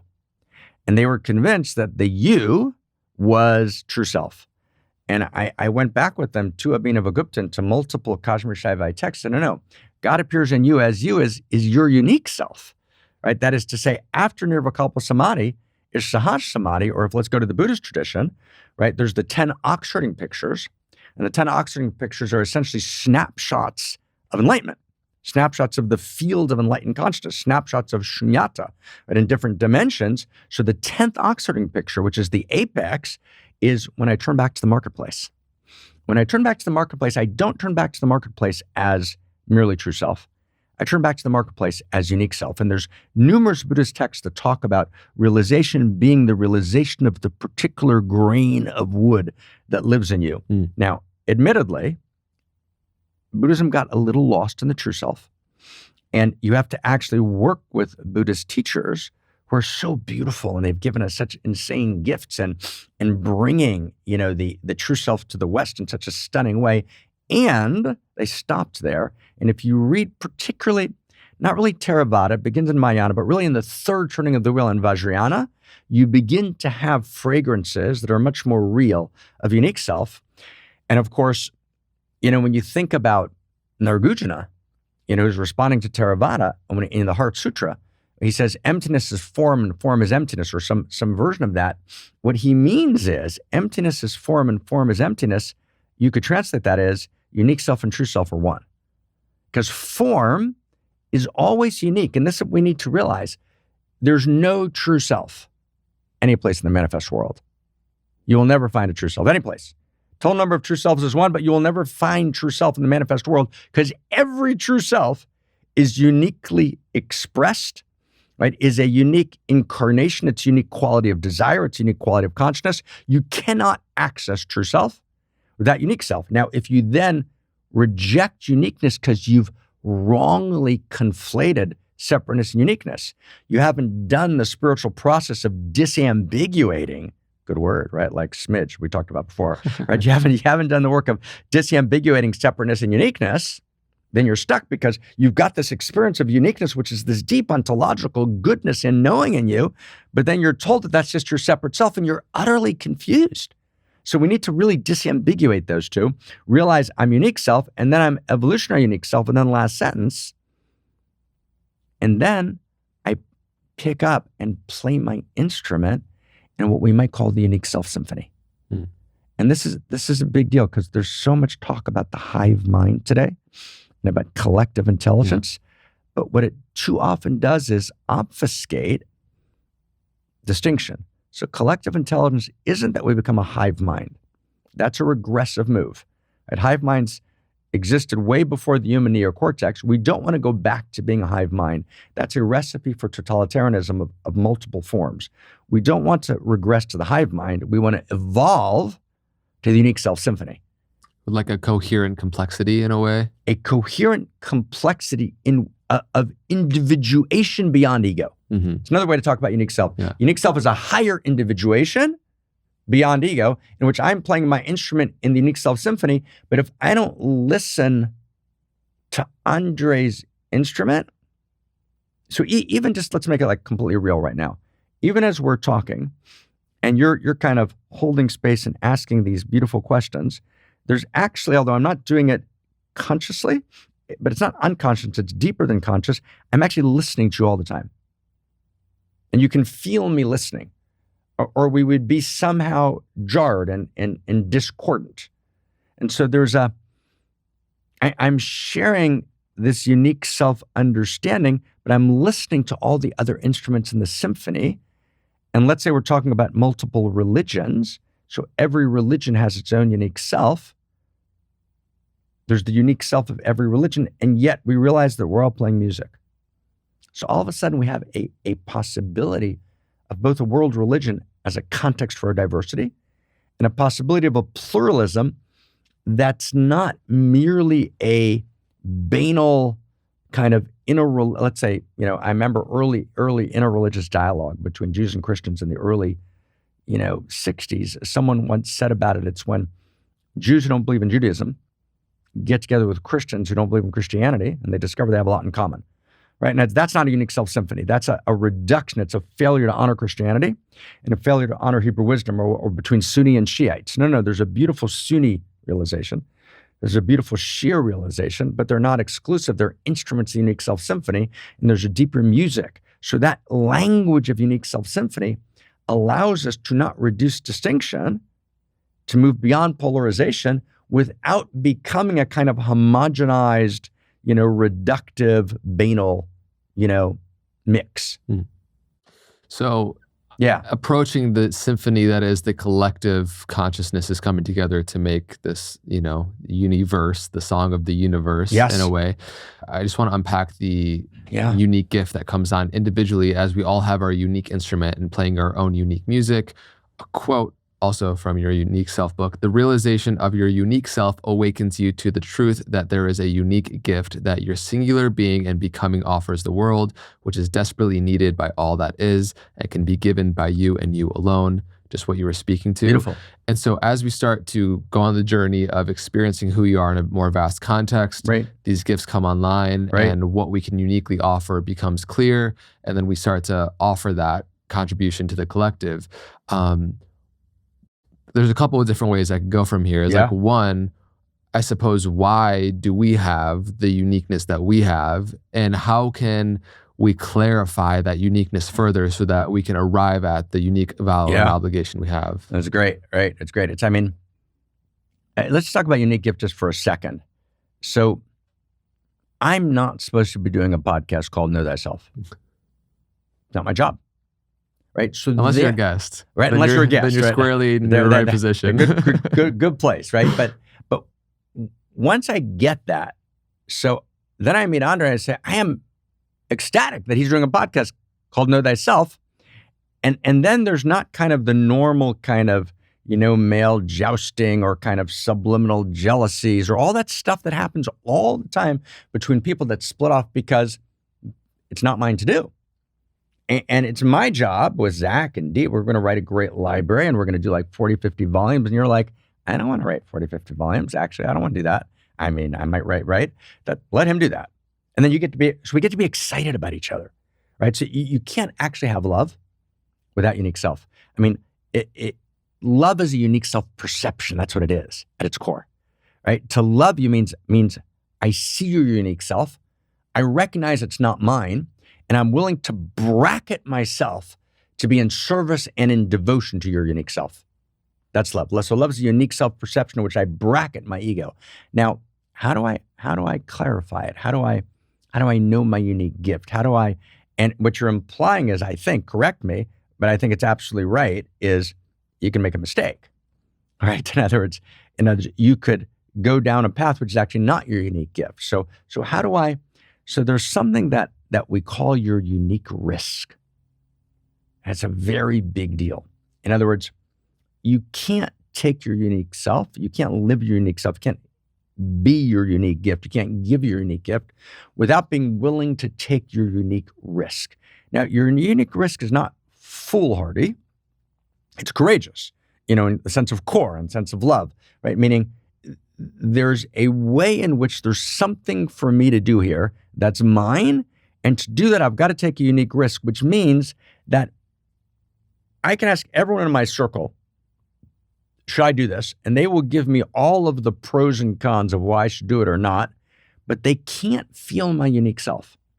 And that's what's so important. In other words, there's no family member, as much as we love family members and we honor them, there's no teacher, as much as we love teachers, and this is very important, right? Unique self destroys the guru with respect and honor, because the guru says, right? The guru says, I have more enlightenment of true self than you do, therefore I have authority. Right? Unique self says, you can't have more unique self than I do because it's my unique self. So you can't have any more. Right? So yes, I honor your true self-realization and I receive and I work with you and I study with you. But in the end, I have to be self-authoring. And I have to be self-authoring because I have a letter in the cosmic scroll in the book of life, which is my unique self. So therefore, my authority derives from my self-authorship, which should be grounded perhaps in a teacher, perhaps in a practice, absolutely. But in the end, the guru has to bow to the unique self. And it's right. So it changes the nature of the teacher-student relationship in a very fundamental way. As long as there's a true self relationship, then true self is the source of authority. And if the guru is more realized, they can claim authority, but not only over this line called enlightenment, they might claim a wider authority, which would be a mistake. Unique self says, deep honor, my friend, my teacher, but there's a place in which I've got to go alone, right? Because my singularity and my aloneness are connected. And it's only by realizing my unique self that I become part of community, because unique self is not separation. Unique self is the currency of connection. So taking my unique risk is the first thing. I've got to be willing to take my unique risk. And there was a German thinker named Rudolf Otto, right, who wrote a book called The Idea of the Holy, and he's got a line in there which I remember reading like 40 years ago, and which I guess dates me, right? And I was 2 when I read it, of course, right? And the line is, he says, "It's not all sweetness and light." It's a beautiful line. It's not all sweetness and light. Translating from the German, of course, right? So this next line is not all sweetness and light. There's a moment of loneliness. There's a holy loneliness, a sacred loneliness, and there's a tragic loneliness. And we should overcome the tragic loneliness in deep communion. But there's a holy loneliness, which means there's a dimension in which I'm untranslatable, which I can't turn for advice. Right? The coach can help me and create context for me. And that's important and beautiful, just like the guru can. There's gurus and coaches, and they're good, and blessings and thank you to all the gurus and thank you to all the coaches. And there's a moment in which I have to walk alone. Right? And I've got to go deep inside and find that self-authorship and find that power, right? And find that, because my power and my joy are direct functions of my unique self. So if you would imagine, let's say, the currency of cosmos, the currency of consciousness is an electric cord. True self is an electric cord. The end of the electric cord, the plug, unique self. So it plugs into the wall, which draws the unique currency of cosmos into me and through me, is not my true self. Try and plug the cord into the wall, you won't get far. So it's only the unique plug that actually accesses both power and energy, creativity, and joy, right? In other words, what's that American Constitution document that we all know? Life, liberty, and the pursuit of happiness. Life's good, liberty's good. You pursue happiness, it runs in the opposite direction. So joy is only available of the passionate pursuit. Joy comes from the passionate pursuit of something other than happiness, right? You can't, which is what? Which is living your unique self. When you live your unique self, then joy is a byproduct of unique self-living. So to clarify unique self, I've got to take my unique risk. I have to be willing to receive all of the wisdom of all the traditions and all the psychologists and all the coaches. And then I've got to be willing to sit in the silence of presence, and not be afraid of the void.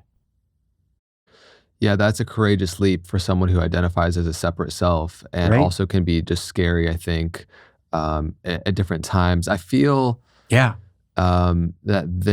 the more that we enter that space of silence is kind of like the space that, or the source of energy that plug is plugging into in the outlet, and we spoke to the first at the top nodal point on the tree of Keter, life. the silence of presence. The more that we embody and enter that space of silence, the more we make space for perceiving what wants to emerge from within us. And I think that before I've done really anything monumental in my life that has been defining, I've taken those periods of silence, which I think really allowed me to gain clarity on what is emerging in that unique gift in that way. And I think there's many different frameworks. And you can feel that silence in you, right? In other words, and as soon as I walked in, I said, oh, he sat in silence. You can feel it, right, in the speech. It's beautiful. Thank you. Yeah, and It in a way, it takes one to know one. For people that know that space, those who know knows who know, and so you can perceive that space in others as well very clearly. And I love when I meet people in that space, because it's a nonverbal acknowledgement of the space someone is holding within themselves, which is beautiful. So in terms of unlocking the unique gift, like there's many frameworks. One that I've loved is the Japanese ikigai, which is in the understanding of what you love to do, what you're good at doing, what the world needs, and what you can get paid for is kind of, which is nice to be able to be enacted. So let's play with that. Let's play with that, and that's great. Let's play with that. No, that's first of all, it's a great frame, right? That's a great frame. Let's play in that frame. So there's a kind of unique self-exercise we'll just kind of play with for a second. So there's your unique capacity, your unique skill. So that's one. So we need your unique skill. That's one. Two, there's your unique pleasure, which are not the same. So there's my unique capacity, my unique skill. Then there's my unique pleasure, meaning that which I would do. Yeah, you're what you love to do. Right. Right. So my unique pleasure. And your skill set's kind of what you're good at in a way. So skill set, what you're good at, my unique capacity. Two, my unique pleasure. Sometimes they meet, sometimes they don't. And what I often do with friends and students is we sit and go through this list, and we make a list of 1, 2, 3. My top 3 unique skills, top 3 unique pleasures. 3 is there's 2 kinds of unique need. So the first unique need is, what do I need? And that's, where was I born? What's my early trauma? Did I read right? What's my attachment type, right? And all that good stuff that shouldn't be ignored. So it's what's my need? What's my unique need? 3. 4 is, what's the unique need of reality at this moment in time, right? So that's 4. 5, which is really, really important to know, is, and it's one of the ways you can find your unique self, is, what's my unique silliness? What's the way I'm silly? Right? What do you do when no one's around? What are you singing in the shower? Right? There's a part of me that's disclosed in my silliness, right? In my tzchok, in my laughter, that tells me something enormously important about who I am. So that's another door, I call it kind of unique silliness. But then there's a couple of other frames that are really important to be able to play with unique self. So the 6th one is my unique shadow. And my unique shadow is it's different than 7, which is my unique wound. Wound and shadow are not the same. My unique wound is the unique wound that's kind of deep, profound, inside of me. So my unique wound might be like, I'm not safe. I'm never going to feel safe. Or my unique wound might be, I'm always going to be alone. Or my unique wound might be, I'm too much. Right, so there's this sense in which, and this is something that, Oscar Ocasio, who hasn't gotten enough recognition for his beautiful work, he's the guy who created the Enneagram. He kind of, he did that, but he created an enormously complex and beautiful system. And one of the things he came up with was this notion of a false core sentence. And your false core sentence, right, is your unique wound. And that later kind of got picked up by Werner, right, in the landmark world, right, and they did I think they did a good job with it. I think they made a contribution. But it's the sense of my false core sentence is my unique wound. My unique shadow is different. My unique shadow is the place where I keep failing again and again and again. It's my unique expletive deleted word, right? It's kind of it's the unique place where I just mess up again. And people know exactly what that is. It's that place that no one quite sees. I'm able to hide it well. So that's my unique shadow. But my unique shadow, and this is critical in order to know my unique self, to clarify my unique gift. My unique shadow is not, I'm really petty, I'm really jealous. We think shadow is like pettiness, jealousy, rage, addiction, anger. That's not shadow. That's a huge mistake. There's a book that Jeremy Tarcher put out on kind of meeting the shadow, which has got about 50 articles in it, and blessings to all the writers, but they all made the same mistake, which is hugely important in misunderstanding shadow. People, or Robert Bly wrote his little book of the shadow, right, which is just, with, again, deep respect, Robert, but you got it wrong, right? He talks about shadow qualities, right? He says, your shadow is, your rage, your anger, your jealousy, all the stuff that we've heard. That's not shadow. Those are shadow qualities. Shadow is your unique self-distortion or your unlived unique self. So let's say your unique self is your light. Let's say you have a circle of light. So you take a part of your circle of light, you put it in the darkness. That's shadow. Now, and this is why, there's this huge clarion call, integrate your shadow. So why should you integrate your shadow? And so Robert Bly, in his book, in the Little Book of the Shadow, he talks about his desire to kill his other brothers. Then Robert said, I've got to integrate that. I said to Robert, well, why would you want to integrate killing your brothers? Bad idea. So Robert's basic answer is, well, and I apologize for the slight off-color way of saying it, it's better to be a conscious asshole than an unconscious asshole, right? Meaning, integrate your shadow because at least you know about it, so it won't steal the driving wheel of your life. You've got all the shadow stuff, this pettiness, violence, rage, anger, right? Know that it's part of you, right? Embrace that part of you and it won't be unconscious. True, good, valuable, limited, right? No, it's deeper than that. Yes, and deep bow to Robert and deep bow to that work. but it's insufficient. No, you integrate your shadow because your shadow is not shadow, it's unique shadow. It's a core notion in the Wisdom of Solomon and Kabbalah, and that those 2 volumes, Radical Kabbalah Part 2, is 2,000 years of Aramaic sources on this idea, unique shadow. Your unique shadow means your shadow is the part of the circle of light that's in darkness, which is your disowned, your unlived unique self. So the reason you integrate it is because it's you, right? This is your unlived self, and that's why it has so much energy, right? So take jealousy, for example. I've never, just between us, this is like a lot of personal sharing here, but just between us, please don't share it with anyone, right? I've never been jealous of a ballerina. It just never happened. I've never woken up in the morning saying, I don't believe you for 1 second. I'm telling you, I promise. It's never happened. I've just never been jealous of a ballerina, but I do remember walking in to Barnes & Noble's, and I was, 26, 27, right? And this dude, who shall remain nameless, is a great person who I just spent a lot of time talking to, and I'd share with him this very deep understanding, which I thought was deep, right, about the relationship between certainty and uncertainty. And I see like his book, which is about that. So I'm bummed by 2 things. First off, hello, we just talked about this, right? And I kind of looked in the index, said, I don't show up there. Okay, that's a little shame. So we got a little jealousy going on there. And then he managed to get the book out so beautifully. We got a little jealousy going on there.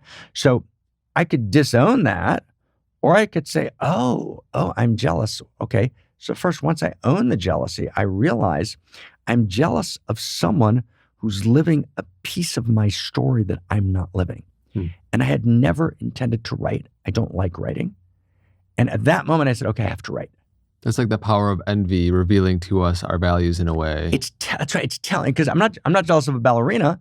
So I'm jealous of someone who actually is living a dimension of my unique self that I need to live. So if I follow jealousy tantra, principle of non-rejection, I embrace the jealousy, but not to remain jealous. I actually let the jealousy go. I actually called him afterwards. I said, yo, man, first off, I was really annoyed when I saw that book. I let that go. Freaking awesome. Gorgeously done. And then I went actually the next 5 weeks and arranged 5 gigs, right? To kind of help him get the book into the world, of course. But he told me something. He said, oh, you keep saying you're not a writer. You need to write. Because if I wasn't supposed to write, I wouldn't have been jealous of it. And that way we can pay attention to where we're being triggered and where we're jealous or have envy in our life, and maybe what aspect of it is it revealing to us that there is a unique self or dimension of our unique self, like you said, that we want to embody and step into more. Triggers disclose one of 2 things. Triggers are either pathology or prophecy. So there's one kind of trigger, which is it's a trigger because that's what my mother did. That's my early traumas. That's one kind of trigger. You're pointing, I think, absolutely beautifully and correctly to a second kind of trigger, which is not pathology. It's prophecy, meaning it's a memory of my future. It's not a memory of my past pathology. It's a memory of my future. I'm triggered here because it's trying to trigger me into action to activate that dimension of my unlived unique self, which is my unique shadow. I need to ask more about that unique shadow because it feels like, and I want to get your perspective on the path to arriving and discovering our unique self, and therefore the unique gifts that we have to share with our unique obligation on the planet. The unique shadow and unique wound almost serve in a way like we're entrusted by the universe to have the friction necessary to go on the path to discover who we are by virtue of having the experience of who we're not. And so I would love for you just to share about there's gifts that are born out of conditioning, like the skill sets that we get from, for example, maybe having the experience or wound or belief that we're not enough, or like you might become really skilled at navigating people and networking and organization. And there's many different ways and things that come online by virtue of the shadow and the wounds. And so, perspective on how we may be entrusted with that. It's good. No, it's good. It's good. Unique shadows is such a big deal. It's such a big deal because there's so much talk about shadow work, but as long as you're trying to integrate your jealousy and your rage, you're like, what am I doing? So we need to get this unique shadow thing. Let me see if I can tell you a crazy story. Here's a crazy story. So true story. 2 versions. Two, perhaps even 2 short stories to really just, because we need to make this real, right? All of this is just words until we learn it in the stories of our lives. So we need to make this real. So this is a true story. I'm in Germany, a particular town, and I'm I first developing this unique shadow idea. It's X amount of years ago. And it was this seminar, and there was this one guy at the seminar who was just a gorgeous guy. I've had a daughter, of his age. I'd say, oh, set this guy up. It turned out he was gay. So he said to me, I told him this, you're a great boy. He said, I'm no, sorry. So I said, okay. And he's funny, and he was charming, and he was sweet, and he was poignant, and he was vulnerable. And I started doing the unique shadow thing, and he gets like very edgy. He's like not happy with this. So I say, okay, he raises his hand, let me share with you my unique shadow. So he says, my unique shadow is, and I'm saying directly, he says, I go to parties, and I do too much meth, and then I do too much meth and fisting together, which is a particular kind of sexuality. I'm like, whoa, okay. It's a wild combination. That's a combination. So my first response to him was, I said, why is that shadow? So the whole place laughs. So he says, right? He says, because I do too much. I said, okay. I said, okay, we got that. Okay, you too much. Okay, so I said, so tell us what you do. And the rest of the time, he says, well, I'm a therapist. I said, okay, tell us about your practice. So he starts describing this practice, how he holds people and they feel embraced by him and they feel safe and they walk and they feel comfortable. I said, wow, that's nice. I said, so do you challenge your people? He says, well, I do, but very gently and tenderly. I said, oh, interesting. So the room is like getting what's going on here, and he's not, right? And we just get to this point. I say, oh, so basically, you're not willing to penetrate your client with your real insight. He said, no, I can't do that. I said, oh, so you do a lot of meth and fisting, don't you? Right? And the whole, right, we all got it, and he got it. It was like, oh, right? So here I am, I'm this therapist, right? I'm really smart, I'm really loving, I have penetrating insight, but I'm afraid to give it. So I disown and I split off this major dimension of myself. And so it has to emerge as shadow, and the shadow's not meth and fisting, it's too much. And he knows it's too much not because someone told him, because he knows. So it's a great example of unique shadow, right? And the nature of unique shadow is clearly his unique shadow was a distortion of his unique self. And his unique self was, he was this beautiful therapist with deep capacity for holding and penetration, line and circle. He had disowned his line quality. He was therapying with his circle quality. He needed to actually penetrate them together. He couldn't do it, so it split off into this other kind of penetration. Right? So you get, and knowing my unique shadow is kind of finding that, right, that place in myself, which is unique shadow. There's lots of stories, but it's the same frame. And unique shadow always is the yellow brick road to my unique self. Always. It's never not. Amazing. There's so much to go. So much. We could spend an entire just hours just really talking unique shadow, because it's insanely important, but it's one of you set up the beautiful Japanese model. So that was it was number 7 in the kind of dimensions. We can stop there, but in the dimensions of you need to know all of these in order to know your unique gift. So for example, his unique gift, right, this young man in Germany, part of his unique gift was the particular capacity that he had to integrate his embrace, right, with his wisdom in penetrating insight. That was his unique gift. But his unique gift was lost because it was in shadow, because he was afraid to access it. So only his unique shadow brought him back to the unique gift of his unique self. Like that. Yeah. Yeah. That brings it full circle. Full circle. That brings it, man. Literally. Man. Okay. Well, I never thought I'd be using this as a segue, but going from meth and fisting to talking about Eros. Yeah. I want to pick up the unique obligation. Please. We'll sidebar that and come back to it. But I do want to focus a little bit on Eros now, expanding it from our notion of sexuality to totally. So what are my chances of picking up, in order to transition into Eros, picking up for a moment obligation? Yeah. Because you just mentioned it, now you just got my whole head spinning around it. So instead of splitting that off, so you mentioned, Andre, this notion which is central to unique self theory, which is unique obligation. That we have a unique contribution. We have a unique obligation, and I remember I was invited by John to give a talk at some conference at Esalen, and I start talking about unique obligation, and John, right, who was my board chair then, who's a great guy. I invoked him earlier, and John says, "Stop! I don't believe in obligation." I said, "First off, John, you invited me to give the keynote. Let me talk, man." Right? But we laughed, and he said, "Because obligation is imposed from the outside." So, It's a beautiful question. It was a beautiful and discerning and important question. Would responsibility not be more accurate in that way? So it's funny, right? So in Hebrew, the word for obligation, chovah, is also love. Love and obligation are the same word. So obligation is the unique expression of love that moves through me, that has the capacity, your word, to respond to this moment. So responsibility is, right? Life is response. That's what life is. Ability to respond. Life is the capacity to respond, to stop being object and become subject. So when I activate my capacity to respond, I become human. That humanness is the capacity to respond to the field of value. There's a field of value. How I respond to that field is my humanness, and I have to respond uniquely. So my capacity to respond is my obligation. Now, here's 10-second story. So I'm at a private school, which shall also remain nameless, but it's kind of the kind of leading elite secondary school in the United States. And a dear friend, student, colleague who was on our board was the dean there. So I came up to give a bunch of talks. Great kids, right? Kind of great kids, beautiful young men and women, and scary. I mean, scary, right? Because their sense of the world was such that you're like, huh. They had no sense that there could be any sense of obligation whatsoever. So I asked them a question. This is an absolutely true story. I think we have a recording of it.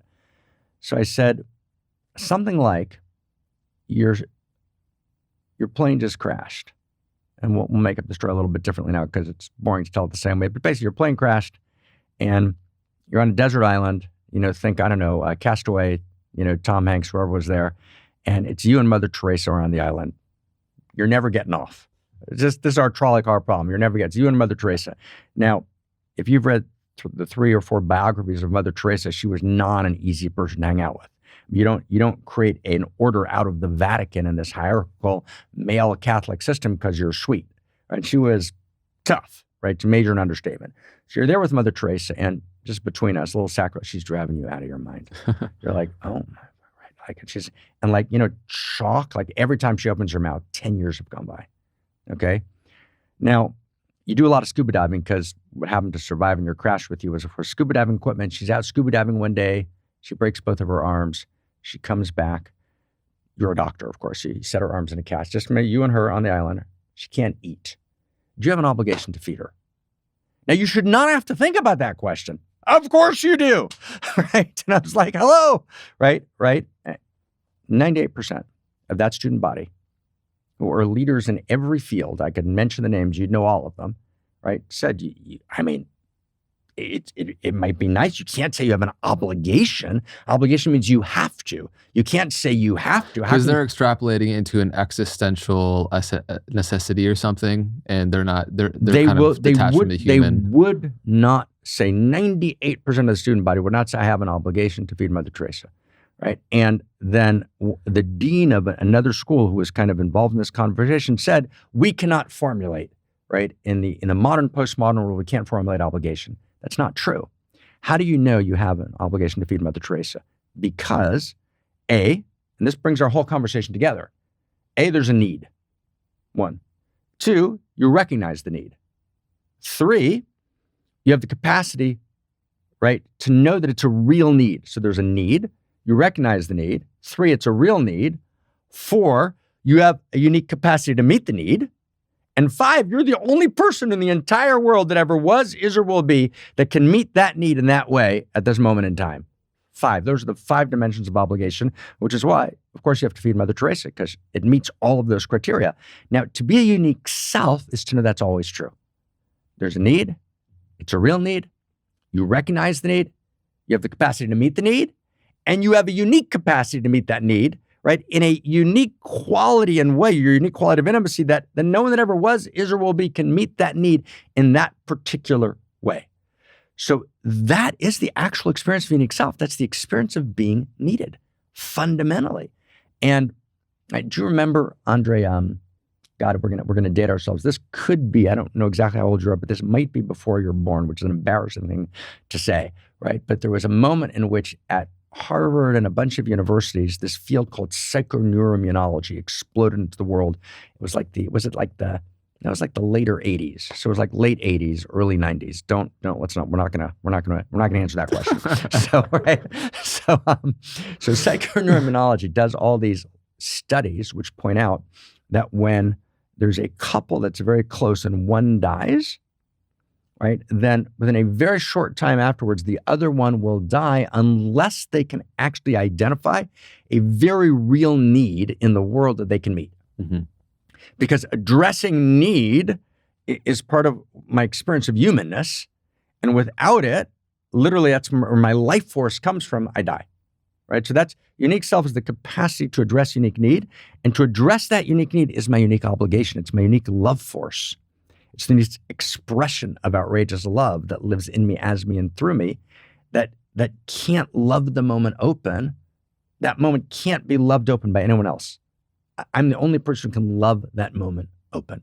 That's unique self. That's unique gift. That's addressing unique needs. So that's unique self. So thank you. I would have actually been on the way home and said, oh my God, we didn't talk about unique obligation. That's so important. So thank you. Yeah. Yeah.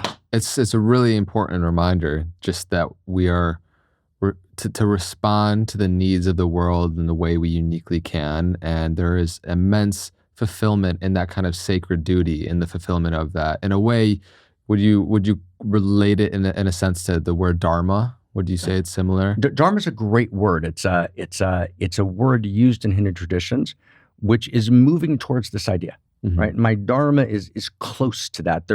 We won't get into there's some important distinctions, but yes, that's definitely that direction in a really important and gorgeous way. Yes. I feel like we beautifully put a bow on that conversation, and it extends as we discover our uniqueness and the true aspects of ourself. There's a new dimension of life that opens up. Yes. Erotic aspect of life, Eros in its bigger context. I'm curious how you see desire come into the play of this picture that we're talking about in the conversation, because in light of many wisdom traditions or certain ones that speak of the transcendence of desire, right? Can we speak? I would love to hear your perspective as a desire into the portal, into deepening. Yeah, desire. Wow. I mean, let's see if we can, desire is so important. I mean, I want to throw three words on the table, and they're what I sometimes call word clusters. There's erotic word clusters. So there's the word eros, desire, and intimacy.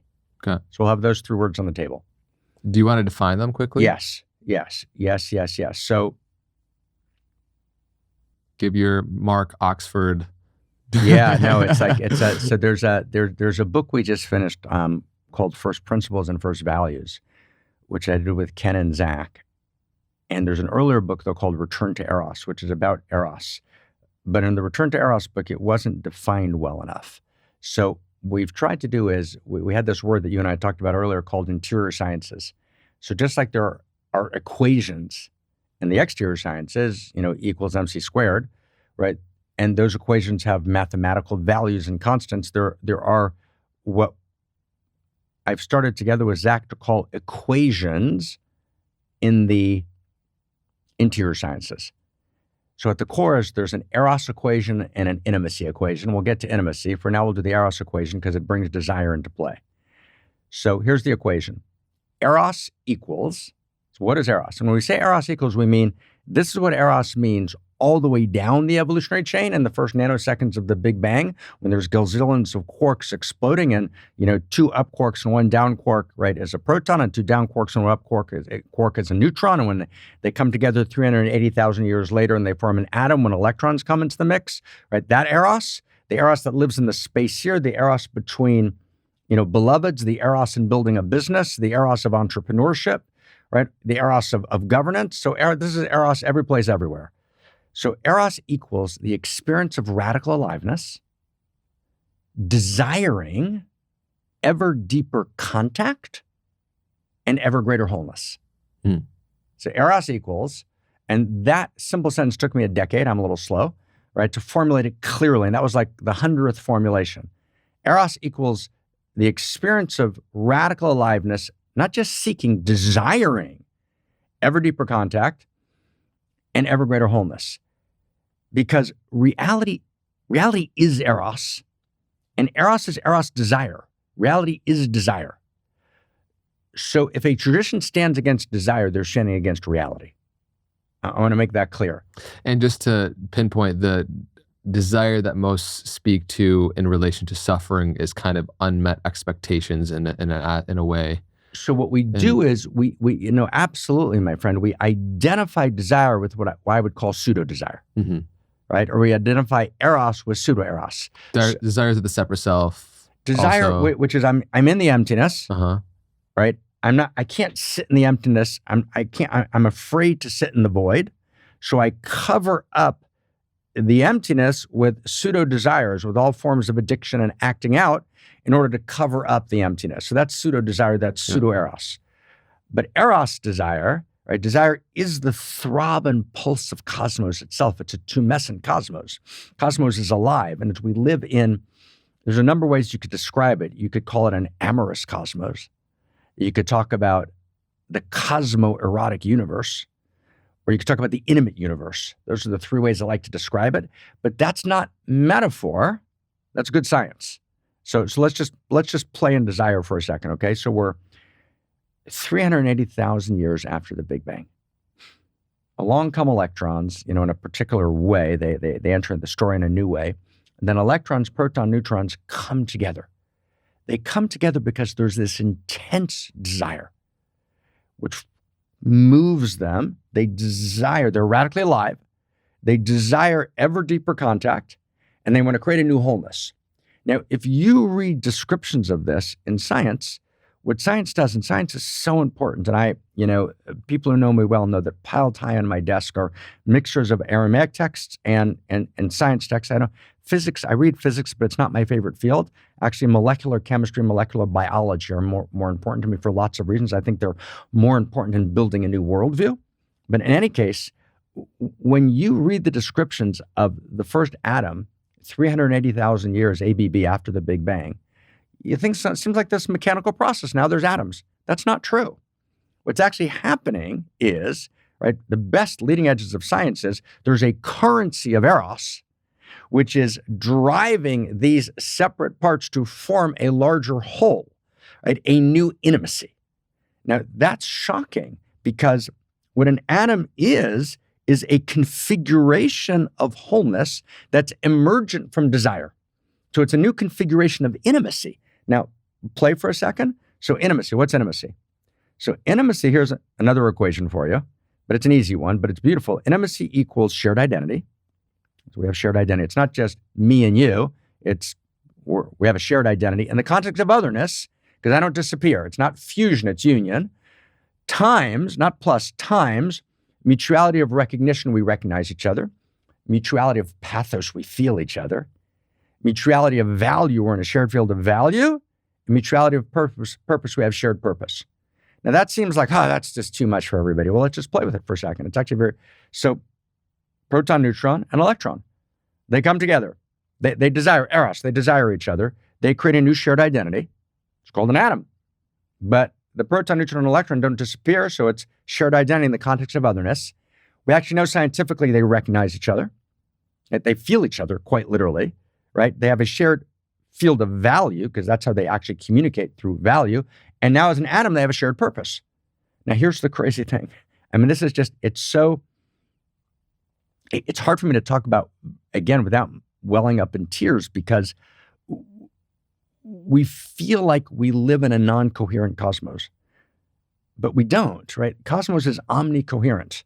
So the same quality of Eros and intimacy that live at this subatomic level live between a couple, right, of any kind. So, right, we want to have shared identity, but we don't want to absorb each other. We have the context of otherness, but it's relative otherness because we're part of a larger whole, true self.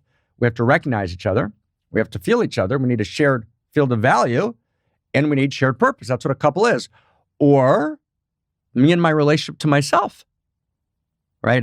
My dear friend Lori worked for many years with a wonderful man, Dick Schwartz, who was on our board for a while, and Dick does internal family systems. So Dick talks about the split off parts of the self, which is kind of core to part theory. What does that mean? Meaning to be intimate with myself means I want to have shared identity with all the parts of myself. In the context of relative otherness, no part hijacks. The parts have to recognize each other. So dicta has the parts talk to each other, right? They have to feel each other, the parts. So if I have a controller and a protector, they need to feel each other. They need to have a shared field of value, and that they need to come together with shared purpose. Let's say we're talking about divisions in an organization. Peter Senge's book, where he talks about presence, he talks about how organizations fall apart because different divisions optimize for themselves instead of optimizing for the larger shared identity, right? And then the whole thing sub-optimizes and falls apart. So what do? We just showed that Eros and intimacy define the subatomic world. They define the world of relationships. They define my relationship to myself. They define the entrepreneurship business world. In other words, this structure of Eros intimacy is the structure of reality. And our fundamental desire is to actually have deeper contact and greater wholeness, to create new intimacies. And who I am, even as true self, I go from separate self to true self. I'm not just one with the field of consciousness. I'm one with the field of Eros desire. Right? There's a field of Eros desire, and I live in that field, and that field lives in me. Reality literally is desire all the way up and all the way down. And if we can be kind of like wild for a second, there's and I'll have to send you, but I know that I'm sure you're familiar with it in your studies in various ways. But core to the Renaissance traditions were the mystery schools of Kabbalah. And at the core of the mystery schools of Kabbalah, which influenced, for example, Marcello Ficino's Florentine Platonic Academy in the middle of the Renaissance that was funded by Cosimo de' Medici, what they're studying is what's called the name of God. The name of God. So there's a 4-letter name of God. A Yud, Y, V, right? Yud, He, Vav, He, 4 letters. So it's Yud, Ya, He, Va, He. Yud, He, Vav, He, 4 letters. But that's Leonard Cohen's Hallelujah. Yeah. So the way it works is the Yud enters the He. That's the first 2 letters. So there's Eros. The Yud is drawn into, allured into, enters the He. The He receives the Yud, and that's called constant Eros in the Zohar. Zivugum Medet, constant Eros. And then the Yud, which is a tiny little letter, and maybe I'll send you a picture of it, we can show it. When you pull the Yud down, it's a Vav, which is phallic. Then the Vav enters the He, or the He, as it were, rides the Vav. So Vav He. So Yud He, the Yud enters the He, Eros, seeking more intimacy, Yah, Hallelujah. And then the second 2 letters in the name of God, the Vav enters the He, which means that Yud He Vav He, the name of God, is desire. It's like the name of God means what's the structure of reality? So the structure of reality in the interior sciences, reality is the names of God, spelled in many different ways, but all of reality is names of God. And what's the name of God? Desire. So to be alive is to know I'm a unique configuration of desire, and the invitation of life is to clarify my desire. What is not my surface desire, as you pointed to? What's my deepest heart's desire? And my deepest heart's desire is God's desire. Mm-hmm. So to split off desire is tragic. Mm-hmm. When you bypass desire, you create abuse. Always. Perversion also distorts. Yeah. You can go into that. You radically distort the structure of reality. You bypass desire, you split off that energy, but that energy can't be split off because it is your essence. I'm not just desire. I'm a unique configuration of desire.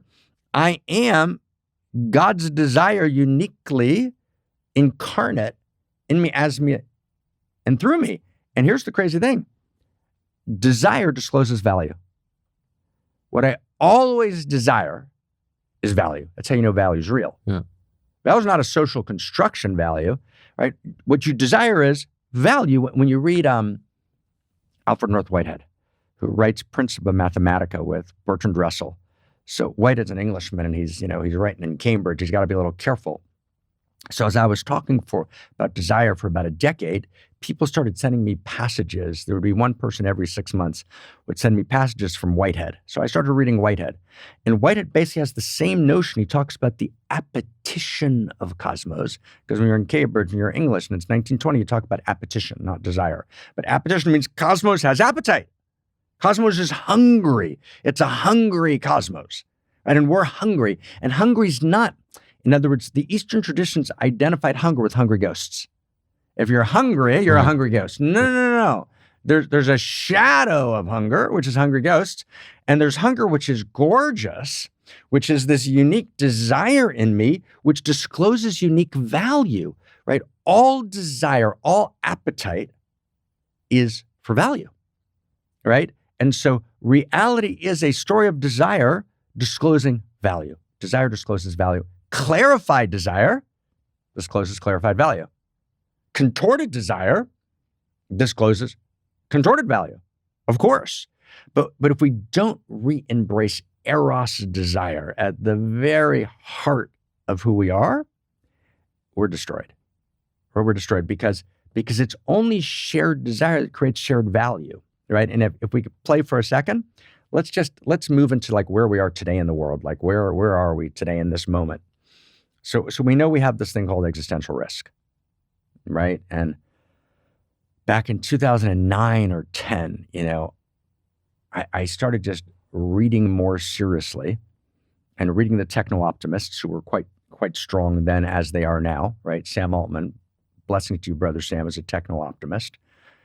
And then I started reading kind of the real literature of existential risk, and I really read it carefully, and I'm slightly insane in that way, so I read too much and cross-footnoted it, and it was clear the existential risk threat is real. Meaning, an existential risk means one of two things: either risk to our existence, meaning an actual extinction, it's the end of the story, death of humanity, or it can mean the death of our humanity, meaning we solve existential risk with a kind of new totalitarianism, right, which is a kind of an immersive environment of surveillance, et cetera, which undermines free will. It's a longer story. I'm sure you've talked about it, which is the death of our humanity. Those are both forms of existential risk.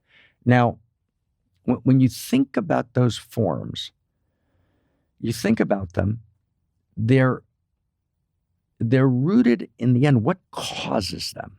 Like, what's their cause? And I want to just kind of play for a second, and just in two vectors, because it changes everything we get, why this matters so insanely much. So my dear friend Barb Marks Hubbard was kind of a wonderful futurist who passed away in 2018-19. A good friend of mine, Daniel Schmachtenberger.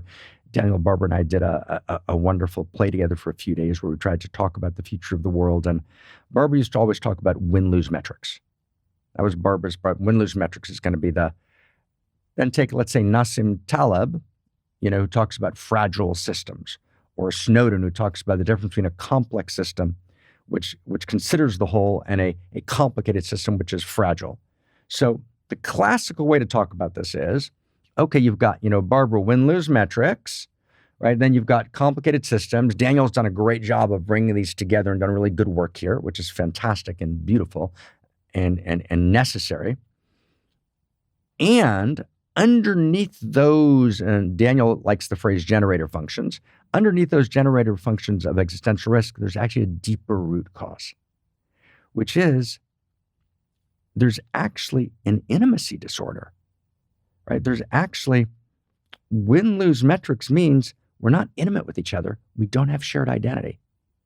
A complicated system means you create a financial instrument in China, which ripples through Europe in some Bear Stearns office, then ripples through America and causes financial instruments we don't even understand. We're not intimate with the instrument, and it causes a financial meltdown in 2008. And the people creating the financial instrument have no idea what's going on in Montana. There's no shared identity.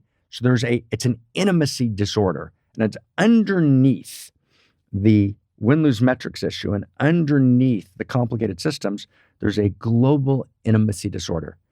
Now, an intimacy disorder, whether I'm working with myself, I'm not intimate with a part of myself, or with a couple, right? In order to get over an intimacy disorder, you need a shared story of value. It's a shared story of value that creates intimacy. So if we have that at play, we begin to understand something which is shocking and critical, which is, so we've got global challenges, so we need global coordination.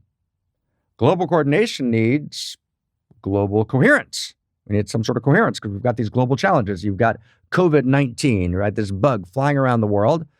And do you remember the conference when everyone got together to talk about it? So neither of us do because it never happened. So like everyone's it's like insane. We're handling locally a virus that knows nothing about locality. So each government is locally handling something, which is obviously a problem, which is a global challenge, which requires global coordination, which requires global coherence. But we can't get global coherence because we don't have global resonance. We don't resonate with each other. But we don't have resonance because we don't have global intimacy. There's a global intimacy disorder. Why? Because there's no shared story of value. So value is a quality of Eros. See, that's the thing. It's not Eros. And there's a new word that just kind of clarified to me about 8 months ago, which is Eros value. I used to say in the old days, oh, Eros is this desire for value, and value is fully alive. It has Eros.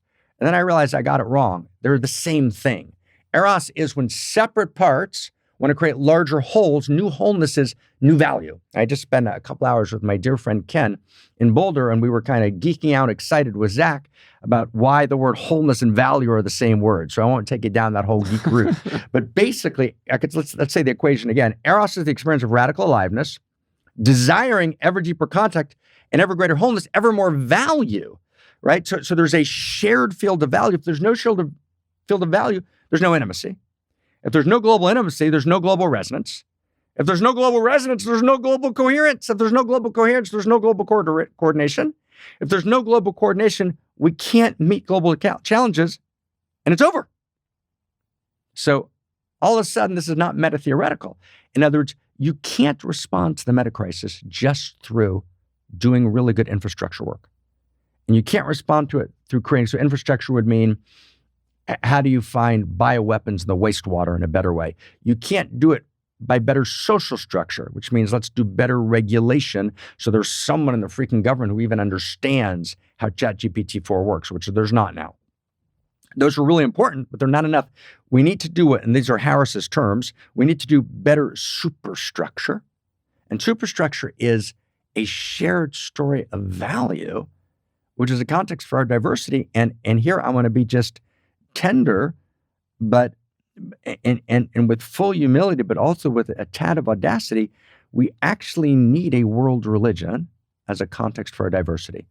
Not a world religion that effaces Christianity continues, Sunni continues, it all continues, but underneath, in other words, when you had local problems, you could have local religions, which formed coherence, and those religions both had tragedies. Voltaire starts modernity by saying, remember the cruelties. We need to move beyond their tragedies, but we need to move forms of them. But there is no local anymore. So the notion that you only have local religions when every civilization animated by local religions has failed, we now have a global civilization with local religions, meaning local coherences that are mostly pre-modern. That's insane. So if we don't have a world religion, but not a dominating world religion, right? A common grammar of value as a context for our diversity, we simply will not be able to create global coordination. And at the core of that is Eros, is that reality is Eros. It's a cosmo-erotic universe. It's an intimate universe. And an intimate universe means that's the mathematics of intimacy with which we started a few minutes ago. And an intimate universe means there's fundamental coherence. There's a desire for parts to create larger wholes, right? And maybe last sentence, who is Andre and Marc? Andre and Marc are atoms. We're billions and trillions of atoms and trillions and trillions and trillions and trillions of atoms. And atoms are structures of allurement. That's what they are. Reality is allurement. An atom is a structure of allurement. It's a configuration of intimacy, right? The atom then intensifies and deepens in its intimacy and becomes a molecule. The molecule then becomes a macromolecule. Right? The macromolecule then intensifies its structure. There's a very good passage on the mathematics of this in Stuart Kauffman. And then it awakens as a single cell, right? A prokaryote. And then a prokaryote, right, faces crises, which create an evolutionary driver. And then it becomes a eukaryote, a multicellular structure. And then we go all the way up to neural nets and neural cords and hominids on the savannah. But all of it is the evolution of new configurations of intimacy in a response to crisis. And it's not just we live in an intimate universe. The intimate universe lives in us. So all those atoms, all that allurement, quite literally lives in me. So the entire field of value that lives between a proton, neutron, and electron and between a molecular structure and a macromolecular structure and a cellular structure, or the mitochondria that are animating my bone cells and my skin cells, which are accessing the electron transport system. It's accessing the currency of Eros, right? Moving through the electrons to actually animate your mitochondria, which animates your cells. That's not mysticism. That's what's happening right now in this second.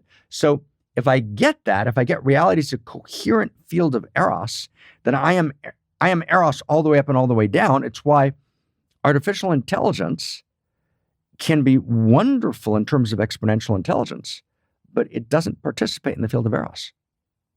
It doesn't participate in the field of desire. Right? It doesn't participate in the field of intimacy. It's non-intimate with reality. And I can only make decisions, right? And this is what Bostrom was correctly pointing out in his book, Superintelligence, right? And, we talked about issues like the paperclip maximizer, where you give artificial intelligence an instruction, but because it's non-intimate with reality, it logically follows the instruction. You tell it, make paperclips, but then it turns all of reality into paperclips. That's not just an illusion. It means we're non-intimate with reality. So we need to be intimate with each other, but intimacy as a value of reality, not as a clever psychological Western separate self-construct. Enlightenment, Dogen said it right, is intimacy with all things, no externalities. So let's dive deeper into intimacy. Yes, sir. There was a lot we just covered there. Yeah. Man. So good, so thorough. Thank you. Yeah. In terms of human dynamics, yes, sir. With me and another person, you and another person. Yes, sir. Do you feel that then essentially the less pretense there is, or kind of small separate personality structures that we're operating from, the more that we're in a clear field where that the presence can be born and is shared within two people. Therefore, you see into each other more clearly, and there is less of a barrier in between you and other. Beautiful. I'm gonna interview you someday. Right now, it's beautiful. That's beautiful. That's right. And what you're saying is that true self, the realization of the shared field of intimate consciousness, right, is necessary for creating genuine intimacy. Mm-hmm. I think it's beautifully said and absolutely true. You cannot create intimate we space from the place of separate self alone. So let's unpack a little bit of this notion where I think Eros is misattributed solely to sexuality in some aspects, because I desire intimacy, deep intimacy with all the people in my close circle. Right. Male, female, right. Lovers, non-lover, and right. And I think that the Eros, the Eros that's realized, born out of intimacy and true connection and truth with another person, is simply aliveness. And I desire that, and life desires that unto itself, like you just so beautifully articulated. And so for individuals that are listening and tuning in right now, that are in partnerships, that have friendships and communities, that want to cultivate more truth, more intimacy, I would love to just show how Eros can be unlocked more in that context. No, it's fantastic. I mean, first, it's worth noting there were 12 billion years of Eros before there was any sex. Thank God that eventually came along. Right, and we're real happy that Eros disclosed as sex, and that's a different podcast, different conversation. But the sexual models the erotic. Mm-hmm. It doesn't exhaust the erotic, and so Eros is the desire for wholeness, for value, for intimacy. It's the sense of radical aliveness. And, one way into it in terms of how you described it is realizing, I have Eros with men, women, gender fluid, and small mammals, right? In other words, right, it's this very wide and broad quality. If there's no Eros in the relationship, there's a deadened sense to things, right? And that you can't find the aliveness that makes life self-evidently good, true, and beautiful. But a way to kind of find your way into Eros is through one of the definitions of intimacy in the intimacy material and in this new story of value that we're trying to tell. It's the name, by the way, of the story that we're trying to tell, what we're calling this kind of version of world religion, is cosmoerotic humanism, is the name of it. So there's a whole conversation around intimacy. So one of the ways into intimacy is I feel you, you feel me. But that's not simple, meaning I literally bracket myself. I bracket my feeling structure. And you need something from me. I feel your need. And your need is my allurement. Your need is my allurement. That's an incredible experience. Your need is my allurement. And so I feel you and you feel me. We bracket our egoic self and we feel each other. Then we go a deeper step. I feel you feeling me, right? And I felt that this whole conversation, which is why it's been such a delightful conversation. I feel you feeling me. You feel me feeling you. And I feel me feeling you feeling me. Yes, exactly, right? No, that's oh my God, right? And then the third loop would be exactly you feel me feeling you feeling me, right? Now, in the old... This is a field of feeling. It's a field of, and of course, this is where the sexual models the erotic, because in sexuality on its best day, you have these loops of feeling, which are what make it so mind, bogglingly beautiful, because in sexuality, I actually feel the cosmoerotic universe come alive in me in person. But actually, the sexual models the erotic, so I actually want to live in Eros. I don't want to exile Eros to the sexual. That's the exile of the erotic to the sexual. I want to liberate the erotic and live in Eros in every dimension of my life. So in Eastern traditions, you'll see very arcane and beautiful conversations about I'm aware, now I'm aware of awareness, now I'm aware of being awareness of awareness, right? And they do these loops. Now switch those loops over to intimacy, right? Now then you expand, right? Because generally, your need is my allurement, the sense of genuine intimacy, barely exists between two human beings. But when you can actually get that, when you actually, when a mother is with a child, the child needs to feel from the mother that the mother's experience is your need is my allurement. And when that's violated, that's what attachment theory is describing. All of attachment theory, disorganized attachment, avoidant attachment, right? This kind of, which is about, since Balby's separation and loss, and then Mary Ainsworth, and then Coat, and Fairburn did really good work, and then, Winnicott said important things. There, that whole particular line of development in attachment theory, and Dan Brown and Mark Schwartz did really good work in it as well. But it's all about basically the child not feeling that the experience of the caretaker is your need as my allurement. But what we then do is we limit our circle of intimacy. So if we get intimate at all, we limit it to one person. So we literally exile our entire need for intimacy to one human being. And therefore, if that doesn't work, we crash burn, then we go to demonize them and destroy them. That's what happens. But actually, intimacy is the quality of reality. So I might be monogamous with one person my entire life. That's a completely legitimate, beautiful, and holy, gorgeous life path. If that's your path of choosing. But intimate with many, many people in my world, because we actually have a sense of shared identity. We're not just soulmates, we're wholemates, right, if you will, right? We have a vision of the larger whole. We're not just, soulmates look deeply in each other's eyes. And at some point they get bored and no one's allowed to admit it, just between us. They're like, okay, I'll keep looking in your eyes. Okay, yawn, right? But you're not allowed to say that because you're not allowed to be bored by looking in someone's eyes, but you get bored. Of course you do, because personal fulfillment at some point becomes idolatrous and narcissistic if it's not omniconsiderate of the whole. So what I need to do is, okay, now we're not just going to look deeply in each other's eyes.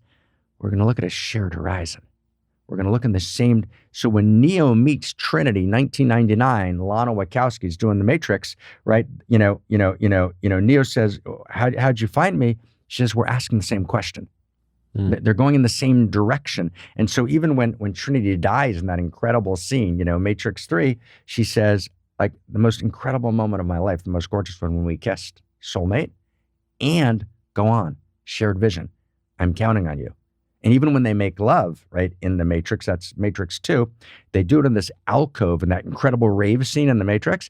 So that they're making love in the alcove above this wider scene because they're part of this wider community. Completely different than 1970, right? Let's not talk about who was born when, right? But 1970 love story. I think we've established it. We've established that. We've established that. 1970 love story, Ally McGraw and Ryan O'Neal, right? That whole movie is about soulmates, right? Looking in each other's eyes. No. To be intimate, we need to be wholemates, a shared horizon, which means we're intimate with the larger field of reality. We're wholemates, and you can have much more than one wholemate. Mm-hmm. Right, Barbara and I, Barbara Marks Hubbard, we always talked about each other as evolutionary wholemates. Right, we were looking together, right, at this shared vision. I met Barbara when she was 84. Wholemates needs a rebrand. It's not Right? the best word. Wholemate to soulmate to wholemate. There we go. Right, wholemate. Right, we got to talk about that. I like wholemate. Wholeness mates or something. Right, I got to say I like wholemate. So I'm gonna stand on that. As a matter of fact, we have actually a book coming out called Wholemate, the relationship of the You future. need to pronounce it better, like wholemates. Wholemates. Wow, it's a good word. It's a good word. I like the word. I have to say I'm going to stand on wholemates there. Okay, so we're standing with wholemates, but it's roommate to soulmate to wholemate. Roommate, we're just raising the kids. We have shared roles. Soulmate, we're looking deeply in each other's eyes. Wholemate, we're looking at a shared future. We're intimate with the whole thing, but we can have many. We need to be intimate with many people, which means we need to have shared identity with much more than one person. And we need to feel much more than one person. And we need to have mutuality of recognition, mutuality of purpose. So the non-intimate universe is the source of the meta-crisis. Like, wow. So being intimate with a wide field and having, you remember we said earlier, Andre, as I know we move towards a close, we mentioned the Zohar in the 13th century when we were talking about the Solomon tradition, the Kabbalah tradition. So Shimon Bar Yochai, he's considered the author of the Zohar, but it's really a group of people. Just like Zach and I are doing these books by David J. Temple. So David J. Temple is Zach and I, and Ken in one book and another one coming up and others. So Shimon Bar Yochai is this collective authorship, which is very critical at moments when you're at a time between worlds. So the Zohar is authored by what's called the Gevurah Kadisha, the Holy Band. And that's how we started. It's this band of intimate brothers and sisters who have, it's a kind of evolutionary family, which is, it doesn't in any way dishonor, a deep honor for biological family, deep honor, but it's insufficient. Biological family is critical and insufficient in this world of metacrisis, in this world of dislocation. We actually have evolutionary family, the people that walk with us, that see the whole with us, that, and Abraham Cook, one of the great evolutionary mystics and interior scientists of the 20th century, he says, all those who feel I'll translate, a flutter in their soul, right, to care about the whole are joined together in the new family. So it's a new priesthood. It's not a priesthood you inherit. It's not about wealth. It's not about position. It's not about power. The new elite is the people who say, I'm joining the band. I'm joining the band of outrageous lovers.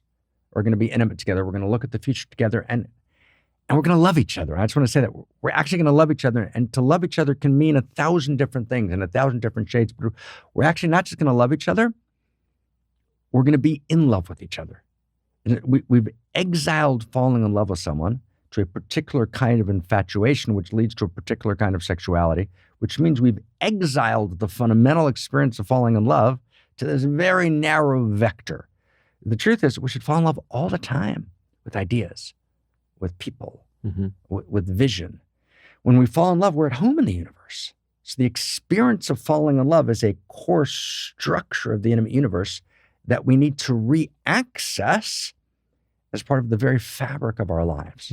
That outrageous love that you were speaking to in relation to Eros. That outrageous love. And we said earlier, and it's so absolutely true, and maybe last story on my part, I was at Sally Kempton's house, who I invoked earlier, she was actually the Swami of the Oakland ashram. She's called Swami Durgananda. And I was giving a talk there to a group of people on Zoom, and we were familiar with Zoom.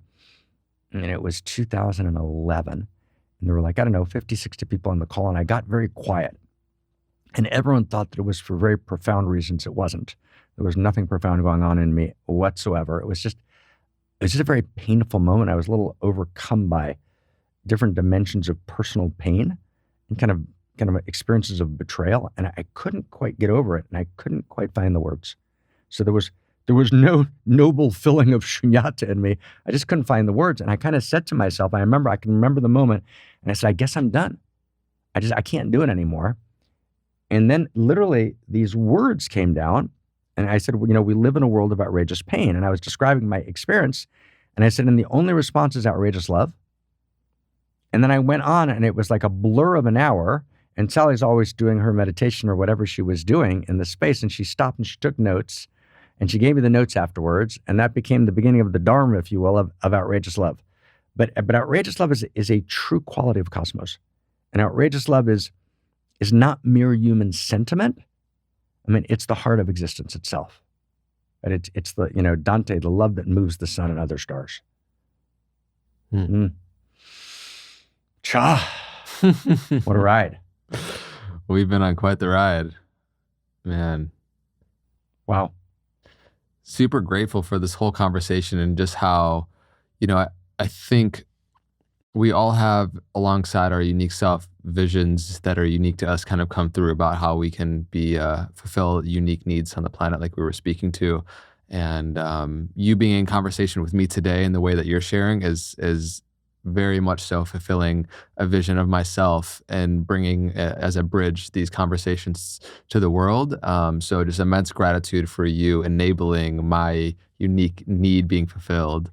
An enabler in the best sense of the term, and a delight, Andre, to be in your space. There's a feeling tone to a space, and this was actually, the word in Hebrew for Messiah, right? The vision of the possible human is Mashiach, which means conversation, right? So a great conversation is everything, and this was a great conversation. It was a great conversation, and anyone who knows me knows that I don't do knee-jerk compliments at all. To major an understatement, there's a space that you created that generated, right? And for me, it feels like 20 minutes went by, and so just deep bow to the space you create. Thank you. Thank you. Fully received, and just so grateful for you contributing and sharing your heart, which is felt in between and through all of the words that you've been sharing so eloquently. And 20 minutes flies by, or 3.5 hours fly by and feels like 20 minutes, Oh my God. And to be continued, I think right now, like you so beautifully shared, we are in a time between stories, and that transition is occurring. And what a time to be alive, contribute in the way that we can towards the birth of that new paradigm. We got started today, my friend. Yeah, to be continued. Well, Marc, thank you so much, man. As just any last words for anything within this conversation, but also pointing to where people can find you. We'll link everything down in the description for people that want to be more connected. Yeah, totally. Yeah. I'd say just maybe two things. One is there's always something to do, right? So it just makes me personally brings crazy joy to me, is if someone's listening and there's someone that they've cut off from their world that they hear, and they listen to us talking, and they say, hey, I'm going to make that phone call. So just an invitation to whoever it is to make that phone call. So that's just super concrete. Make that phone call. And two is just to offer, there actually is a wonderful book which we tried to write as a kind of digest of vision, for this new possibility called First Principles and First Values. And I want to just invite everyone to kind of dive into it. And there's a second book called Return to Eros. And I never... Right, our executive director, Krista, always tells me, you go on a podcast and you never mention the books. So I get in like very big trouble. And then Zach tells me, right, you didn't mention First Principles and First Values. So I'm not in trouble. Right? And just and read and find us and review it and be with us in this. Let's do this together. Yeah, get involved, dive deep. All the way. Yeah. Amazing. Everybody who's been tuning in, please let us know in what part of this conversation, from the wide-ranging topics of the tree of life to returning to Eros and unlocking outrageous love, discovering our unique self, the transition into a new story. These conversations make me feel incredibly alive, as I feel you do for you as well if you're this far into the conversation. Oh my God. And just thank you for being part of the collective that we feel is birthing this new paradigm. So thank you. Let us know in which ways your unique gift is contributing. Let us know in which way this was uniquely impactful for you. And until next time, we'll have some fun next week. Be well.